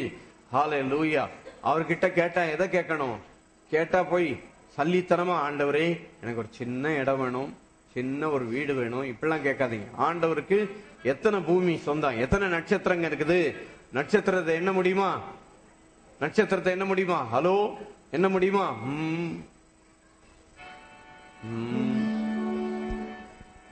5 கூட. சந்திரனை எட்டிய போதும் பூமிக்கு நீ திரும்பியது, சந்திரனை எட்டிய போதும் நீ திரும்பியது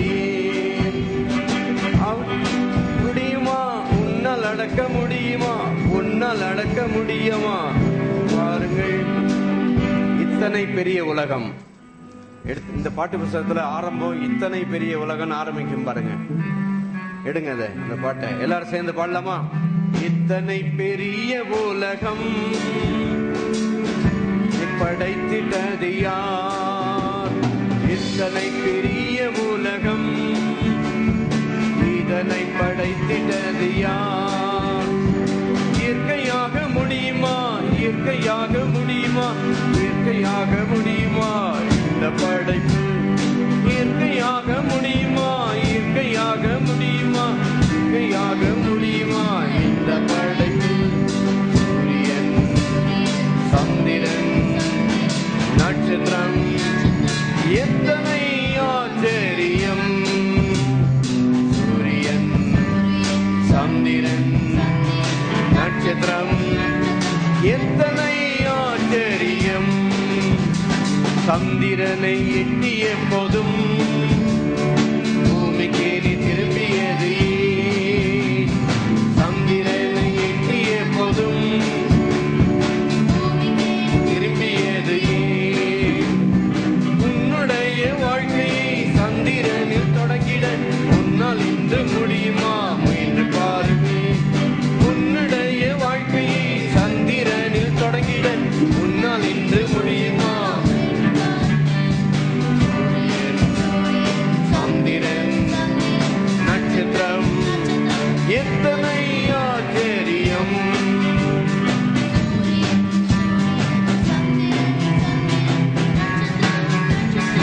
எத்தனை ஆச்சரியம். எத்தனை பேருக்கு சந்தோஷம், கர்த்தர் நம்மை தெரிந்து கொண்டார். ஹல்லேலூயா, க்ளோரி. அவர் தெரிந்து கொண்டது சாதாரண ஆள் இல்ல, எண்ணி முடியாத நட்சத்திரங்களை உண்டாக்கிய தேவன் உங்களை என்னை தெரிந்து கொண்டார். ஆகவே அவர் எதற்காக தெரிந்து கொண்டார், அங்க போட்டிருக்கு யோவான் 15:16, நீங்கள் என் நாமத்தினாலே கேட்டுக்கொள்ளுவது எதுவோ அதை அவர் உங்களுக்கு கொடுக்கும்படியாக உங்களை என்ன செய்தார், கனி கொடுக்கும்படிக்கும் கர்த்தர் உங்களை ஏற்படுத்தி இருக்கிறார். என்ன போட்டிருக்கு தெரியுமா, அடுத்து அதே பாட்டுல 210 பாட்டு 3வது சரணம். நட்சத்திரத்தின் எண்ணிக்கையினே உன்னால் என்று கூற முடியுமா, நட்சத்திரத்தின் எண்ணிக்கையினை உன்னால் என்று கூற முடியுமா. சின்னஞ்சிறிய நட்சத்திரம் ஒன்று கீழே விழுந்தால் உன் நிலைமை என்னாகும் பாருமே. சின்னஞ்சிறிய நட்சத்திரம் ஒன்று கீழே விழுந்தால் உன் நிலைமை என்னாகும் என்று பாருமே. நட்சத்திரம் எத்தனை ஆச்சரியம்,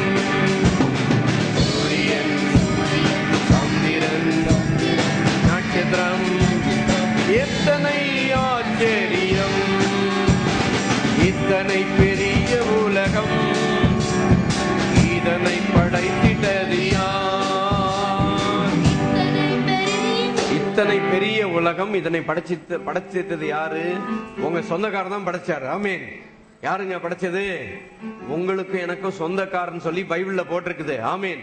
இத்தனை பெரிய உலகம் இதை படைத்திட்டது யாரு? இந்த பார்தலத்தின் சொந்தக்காரர் எந்த உள்ளத்தில் சொந்தமானார். எல்லாரும் கைத்தட்டி சத்தமா பாடுறீங்களா? மகிழ்வோம் மகிழ்வோம் தினமாக மகிழ்வோம், இயேசுராஜ் என்னும் சொந்தமாயினார்.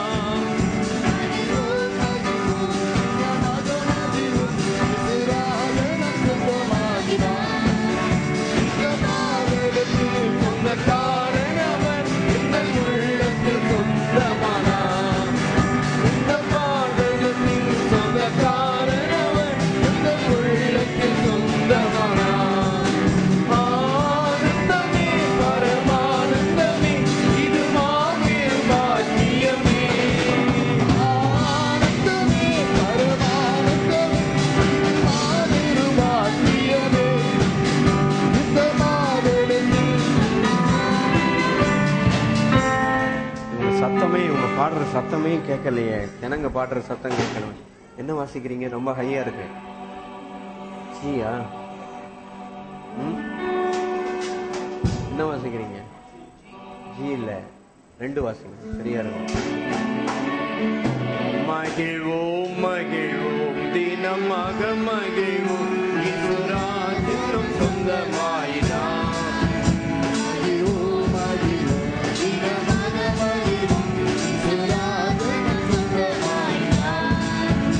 இந்த பாடலத்தின் சொந்தக்காரர் அவர் இந்த உள்ளத்தில் சொந்தமானார்.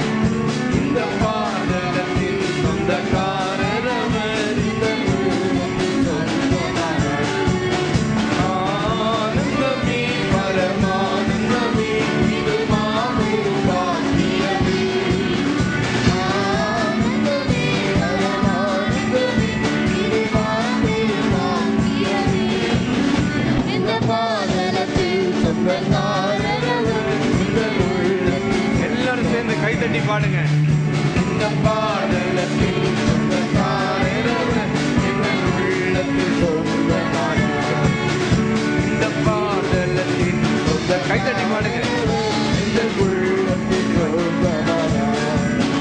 இந்த பாடலத்தில் சொந்தக்காரர் அவர் இந்த உள்ளத்தில் சொந்தமானார். சூழ்நிலையும் அவர் அன்பினின்று என்னை பிரிக்காது காத்துக் கொள்வார். இந்த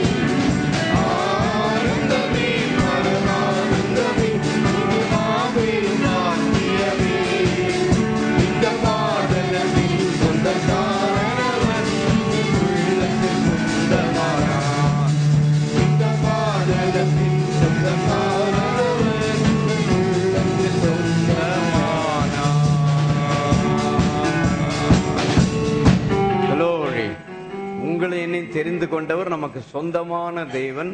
அவருடைய சரீரத்தையே நமக்கு தந்து நம்மை அவருக்கு சொந்தமாக்கி கொண்டார். ஆகவே நீங்கள் பாதாளத்துக்கோ பிசாசுக்கோ சொந்தமாக முடியவே முடியாது. நீங்கள் நானும் யாருக்கு சொந்தம் சொல்லுங்க? இயேசுவுக்கு சொந்தம் சொல்லுங்க. நான் இயேசுவுக்கு சொந்தம். நீங்கள் நானும் யாருக்கு சொந்தம்? இயேசுவுக்கு சொந்தம். ஆமீன். அதனாலதான் நம்ம இந்த பாட்டு பாடணும். ரொம்ப நாளாச்சு இந்த பாட்டெல்லாம் பாடி. ஆனா பழைய பாட்டு தான் நிக்குது. ஆனா இன்னும் எவ்வளவு நாள் ஆனாலும் நிக்குது. இன்னும் சந்தோஷமா அதை பாடிக்கிட்டே இருக்கலாம். எத்தனை பேருக்கு அந்த பாட்டு இன்னும் புதுசா வந்தவங்களுக்கு எல்லாம் தெரியாதுன்னு நினைக்கிறேன் அந்த பாட்டை. இல்ல பாடுறீங்களா? மகிழ்வோம் மகிழ்வோம் தினமாக மகிழ்வோம். பாடுங்க சத்தமா.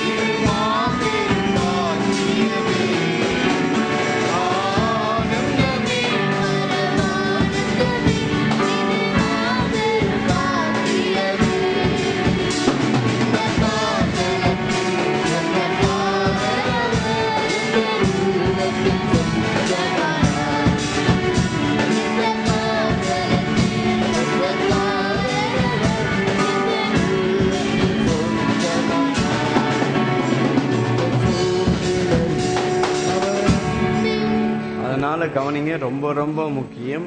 வேத வசனம் நம்முடைய இருதயத்துல இருக்கத்தக்கதாக ஒரு நாளைக்கு, நான் எப்படி படிச்சேன்னா ஒரு நாளைக்கு ஒரு வசனத்தை மனப்பாடம் பண்ணுவேன். எப்படி தெரியுமா? அந்த ஆதி ஆகமத்துல இருந்து படிச்சுட்டு வரும்போது அந்த நாளுக்கு எந்த அதிகாரத்தை படிக்கிறோமோ அதுல இருந்து ஏதாவது ஒரு வசனத்தை, அந்த ஒரு வசனத்தை அன்றைக்கு யாரெல்லாம் பார்க்கறனோ இல்ல யாரெல்லாம் அன்றைக்கு என்னிடத்துல ஜெபிக்கிறார்களோ, கர்த்தர் இந்த வார்த்தையின்படி இன்று உங்களை ஆசீர்வதிக்கிறார், இந்த வசனத்தின்படி உங்களுக்கு இந்த காரியம் நடக்கும் என்று சொல்லி இப்படியாக அன்றன்றைக்கு தியானித்து. நீங்க நிறைய வசனத்தை படிக்க முடியாது. ஒரு நாளைக்கு எத்தனை வசனம் படிக்கலாம்? ஒரே ஒரு வசனத்தை. அந்த வசனத்தை படிச்சு என்ன செய்யணும்? சும்மா படிச்சுட்டு விட்டுறது இல்ல. மாடு என்ன செய்யும்? சாப்பிட்டுட்டு. மாடு என்னங்க செய்யும்? சாப்பிட்டுட்டு அசை போடும் இல்லையா? அதை போல என்ன செய்யணும்? வசனத்தை படிச்சு என்ன செய்யணும்?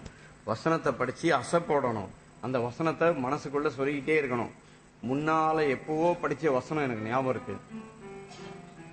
சங்கீதம் 86:5 என்ன போட்டிருக்குது? கர்த்தர் நல்லவரும் மன்னிக்கிறவரும் தம்மை நோக்கி கூப்பிடுகிற யாவர் மேலும் கிருபை மிகுந்தவருமாய் இருக்கிறீர். இதை சொல்லிக்கிட்டே போவேன். கர்த்தர் நல்லவர், கர்த்தர் மன்னிக்கிறவர், தம்மை நோக்கி கூப்பிடுகிற யாவர் மேல என்ன செய்கிறவர்?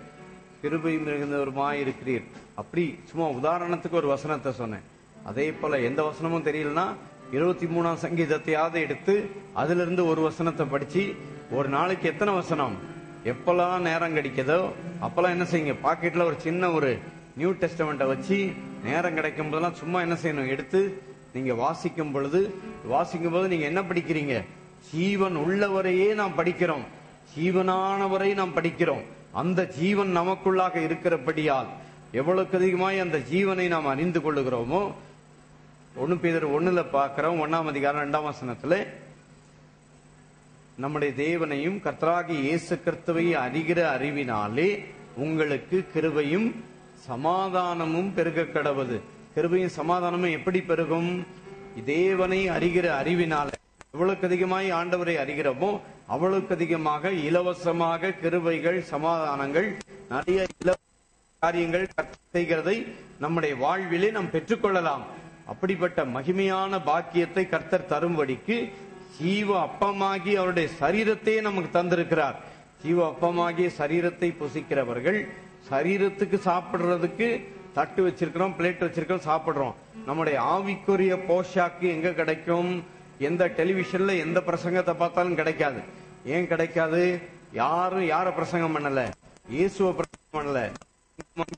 இயேசுன்ற பேரை தான் பயன்படுத்துறாங்களே தவிர எல்லாரும் நீங்க என்ன செய்யணும் செய்யக்கூடாதுன்றதான் சொல்லிட்டு இருக்கிறாங்க.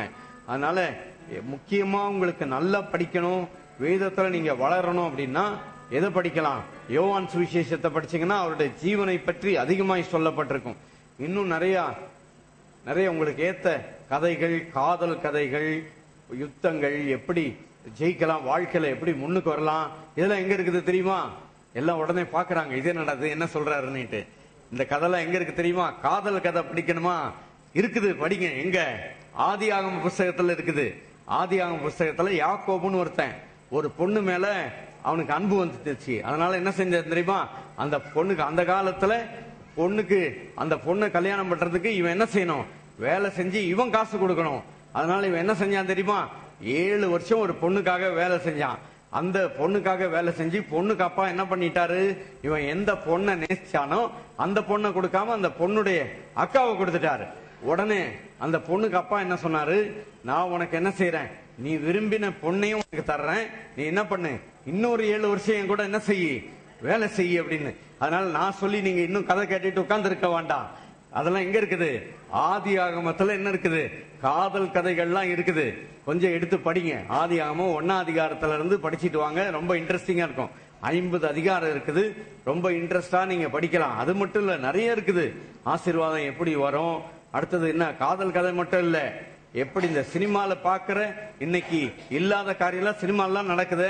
இதெல்லாம் எப்படி நடக்குதுன்னு பாத்தீங்கன்னா அங்க இருக்குது. யூதான்னு ஒருத்தன் இருந்தான். என்ன பண்ணான் தெரியுமா? தன்னுடைய மருமகள்னு சொல்லி தெரியாம அந்த மருமகள் கிட்டேயே சேர்ந்துட்டு ஒரு குழந்தையும் பிறந்து போச்சு. அந்த யூதான்றவனுக்கு பிறந்த குழந்தை, அந்த வம்சாவளியில இயேசு கிறிஸ்துவே பிறந்தார். சும்மா நான் என்னத்தையும் சொல்றேன்னு நினைச்சுக்கிட்டு இருக்காதீங்க. இதெல்லாம் படிச்சீங்கன்னா எங்க இருக்குது? இந்த வேத புஸ்தகத்துல, ஆதி ஆகம புஸ்தகத்துல இருக்குது. பாஸ்டர் என்னமோ சொல்றாரு கேட்டீங்கன்னா உங்களுக்கு புரியாது. அதனால நீங்க என்ன செய்யுங்க, எடுத்து வேத புஸ்தகத்தை என்ன செய்யுங்க, படிங்க. இல்லைன்னா உங்களுக்காக விக்கிறாங்க. எவ்வளவு? 75 ரூபாய் 100 ரூபாய்க்கு இது டிவிடி விக்கிறாங்க. பொருசுவாக்கத்துல கிறிஸ்தவ பைபிள் கடையில பைபிள் ரீடிங் சீடிங் கேட்டீங்கன்னா அதை போட்டீங்கன்னா என்ன செய்யும், அது பாட்டுக்கு படிச்சுக்கிட்டே இருக்கும், நீங்க கேட்டுக்கிட்டே இருக்கலாம். ஆதி ஆகம புஸ்தகத்துல எல்லா கதையும் இருக்குது. புதிய ஏற்பாடு நீங்க படிக்கணும்னா எதை கேளுங்க? புதிய ஏற்பாடுல நிருபங்கள்ல அதிகமா வாசித்து கிறிஸ்துவுக்குள் நீங்கள் யார் என்பதை நீங்கள் அறிந்து கொள்ளலாம். இப்போ கர்த்தருடைய சரீரத்தை கொண்டு வர்றீங்களா? Glory, hallelujah.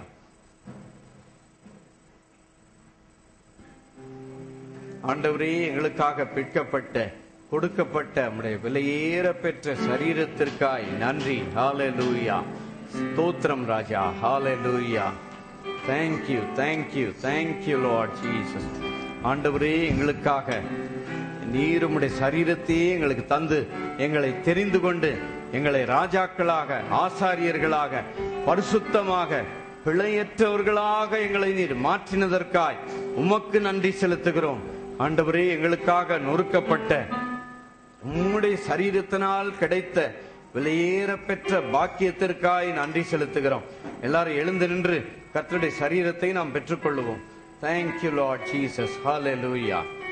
ஆண்டவரே, எங்களுக்காய் கொடுக்கப்பட்ட விலையேற பெற்ற சரீரத்திற்காய் நன்றி. நன்றி ராஜா. Hallelujah. Glory. Hallelujah. 2 மகிமை மாட்சிமை மறந்திழந்தோராய் கொடுமை குருசை தெரிந்தெடுத்தாரே. மகிமை மாட்சிமை மறந்தோராய்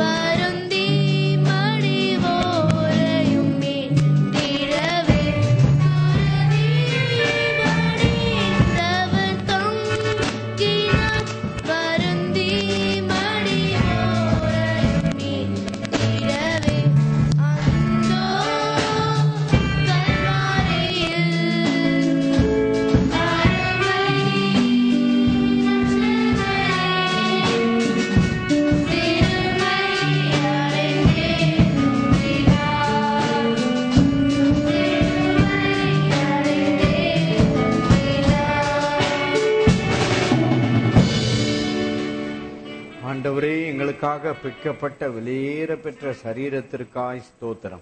எல்லாரும் சேர்ந்து நாம் பெற்றுக்கொள்வோம்.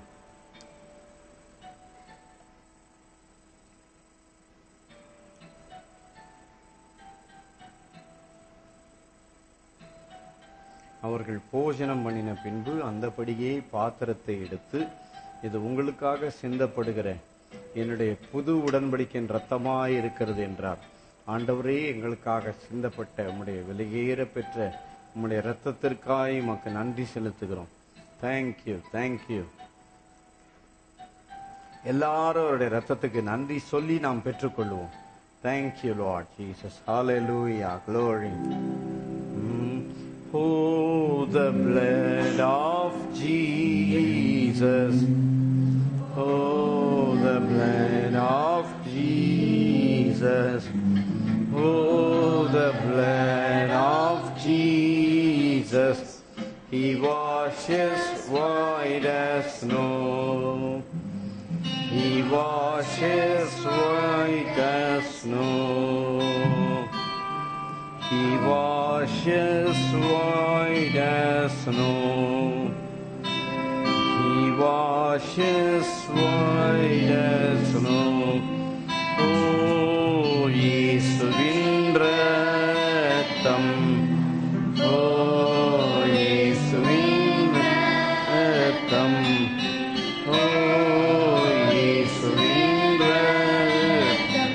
பஞ்சை போல மென்மையாகுமே. பஞ்சை போல மென்மையாகுமே. பஞ்சை போல மென்மையாகுமே.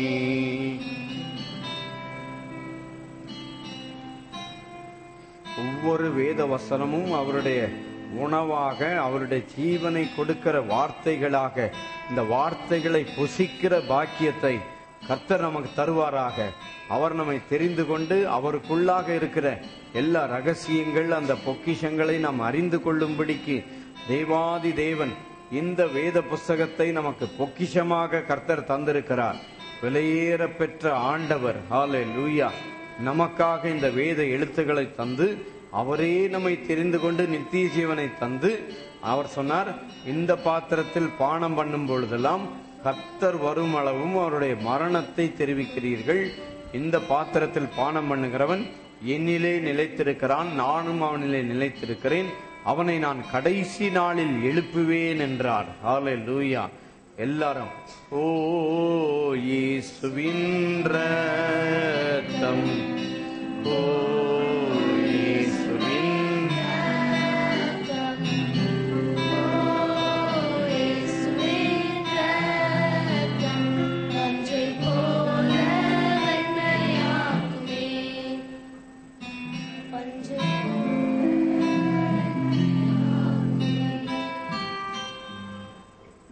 எல்லாருக்கும் கொடுத்தாச்சா? எல்லாருக்கும் கொடுத்தாச்சா? ஆண்டவரே, உம்முடைய விலையேற பெற்ற இரத்தத்திற்காய் நன்றி. எல்லாரும் சேர்ந்து நாம் பெற்றுக்கொள்வோம்.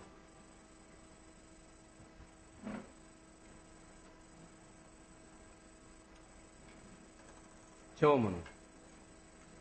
அன்புள்ள ஆண்டவரே, உம்மை நோக்கி பார்க்கிறோம்.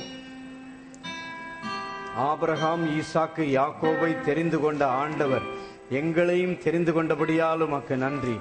நீயோ கடன் வாங்காதிருப்பாய், அநேக ஜாதிகளுக்கு கடன் கொடுப்பாய் என்று வாக்கு பண்ணி இருக்கிறவர். உம்முடைய வாக்கு தத்தத்தின்படியே உம்முடைய ஜனங்கள் ஆசீர்வதிக்கப்படத்தக்கதாக இயேசு கிறிஸ்துவின் நாமத்திலே இங்க வந்திருக்கிற எல்லாரையும் நாங்கள் ஆசீர்வதிக்கிறோம். ராஜா, கர்த்தர் உன்னை ஆசீர்வதித்து உன்னை காக்க கடவர் என்று சொன்னீர். ஆண்டவரே, பாகம் 28 சொல்லி இருக்கிற எல்லா ஆசீர்வாதங்களும், ஹல்லேலூயா, மா பிசைகிற உன் தொட்டி ஆசீர்வதிக்கப்பட்டிருக்கும் என்று சொன்னவர். நீ போகையிலும் ஆசீர்வதிக்கப்பட்டிருப்பாய், வருகையிலும் ஆசீர்வதிக்கப்பட்டிருப்பாய் என்று சொன்னவர். ஆண்டவரே, எங்களை தெரிந்து கொண்டு ஆசீர்வதிக்கும் வேண்டும் என்று நீர் எங்களை தெரிந்து கொண்டேன் என்று சொல்லி இருக்கிறீர். அதற்காய் நீர் உமக்கு நன்றி ராஜா. ஆண்டவரே, எங்களை இந்த உலகத்திலிருந்து, இருட்டிலிருந்து எங்களை வெளிச்சத்திற்கு, உம்முடைய தரித்திரத்திலிருந்து உம்முடைய ஐஸ்வர்யத்தை பெற்றுக்கொள்ள கர்த்தர் எங்களை தெரிந்து கொண்டிருக்கிறீர். இங்கே வந்திருக்கிற உம்முடைய எல்லா ஜனங்களையும் இயேசு கிறிஸ்துவின் நாமத்திலே நாங்கள் ஆசீர்வதிக்கிறோம் ராஜா. ஆபிரகாம், ஈசாக்கு, யாக்கோபின் ஆசீர்வாதம் இயேசு கிறிஸ்துவின் நாமத்திலே உம்முடைய ஜனத்தாருக்கு உண்டாகும்படிக்கு நாங்கள் ஆசீர்வதிக்கிறோம். ஹல்லேலூயா. மோசே இஸ்ரவேல் ஜனங்களை சொல்லி ஆசீர்வதித்த வேத வசனத்தின்படியே உம்முடைய ஜனத்தை ஆசீர்வதிக்கிறோம் ராஜா. கர்த்தர் உன்னை ஆசீர்வதித்து உன்னை காக்க கடவர். கர்த்தர் தம்முடைய முகத்தை உன்மேல் பிரகாசிக்க பண்ணி உன்மேல் கிருபையாயிருக்க கடவர். கர்த்தர் தம்முடைய முகத்தை உன்மேல் பிரசன்னமாக்கி உனக்கு சமாதானம் கட்டளையிட கடவர் என்பதே. சபையார் எல்லாரும் சேர்ந்து ஆமென். க்ளோரி. ஹல்லேலூயா. என் ஆத்மாவே கர்த்தரை ஸ்தோத்திரி, ஆத்மாவே கர்த்தரை ஸ்தோத்திரி. அவர் செய்த சகல உபகாரங்களை மறவாதே. அவர் உன் அக்கிரமங்களை எல்லாம் மன்னித்து உன் நோய்கள் எல்லாம் குணமாக்கி உன் பிராணனை அழிவுக்கு விலக்கி மீட்டு உன்னை கிருபையினாலும் இரக்கங்களினாலும் முடிசூட்டி நன்மையினாலும் வாயை திருப்தியாக்குகிறார். கழுகுக்கு சமானமாய் உன் வயது திரும்ப வாழ வயது போல் ஆகிறது. ஆமீன், ஆமீன். ஒவ்வொரு முதல் வாரமும் ஒவ்வொருவர் ஆகாரம் கொடுக்கிறது போல இந்த வாரத்தில் பிரதர் கிருஷ்ணமூர்த்தி அவர் ஆகாரம் கொடுக்கிறபடியால் கர்த்தர் அந்த வீட்டாரை அவருடைய தெரிந்து கொள்ளுதலின்படி உண்டான சகல ஆசீர்வாதம் கர்த்தருடைய நாமத்தினாலே உண்டாவதாக. Glory to Jesus. அடுத்த வாரம் படிக்க வேண்டிய வேத வசனம் மறுபடியும் 1 கொரிந்தியர் 1ஆம் அதிகாரம். ஏற்கனவே 1 கொரிந்தியர் 1ஆம் அதிகாரம் படிச்சிருக்கிறீங்க. மறுபடியும் அதே தான் 1 கொரிந்தியர் 1ஆம் அதிகாரத்தை படிங்க. ரொம்ப ஈஸியா இருக்கும். இன்னைக்கு நான் பிரசங்கம் பண்ணதுல நிறைய வசனம் அங்க சொல்லல, அதெல்லாம் அதுல இருக்கும். தேவன் யாரை தெரிந்து கொண்டார் எல்லாம் அங்க இருக்கும். ரைட். துதி கனமகிமையில்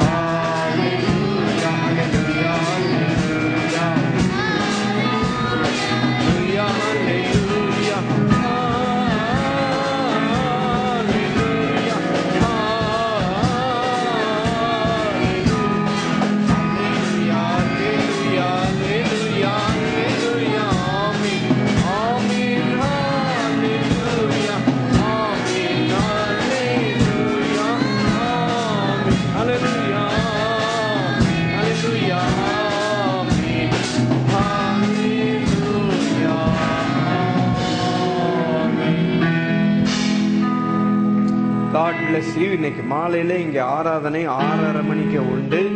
வந்து தேவனுடைய ஆசீர்வாதத்தை பெற்றுக்கொள்ளுங்கள். கர்த்தர் உங்களை ஆசீர்வதிப்பார். God plus.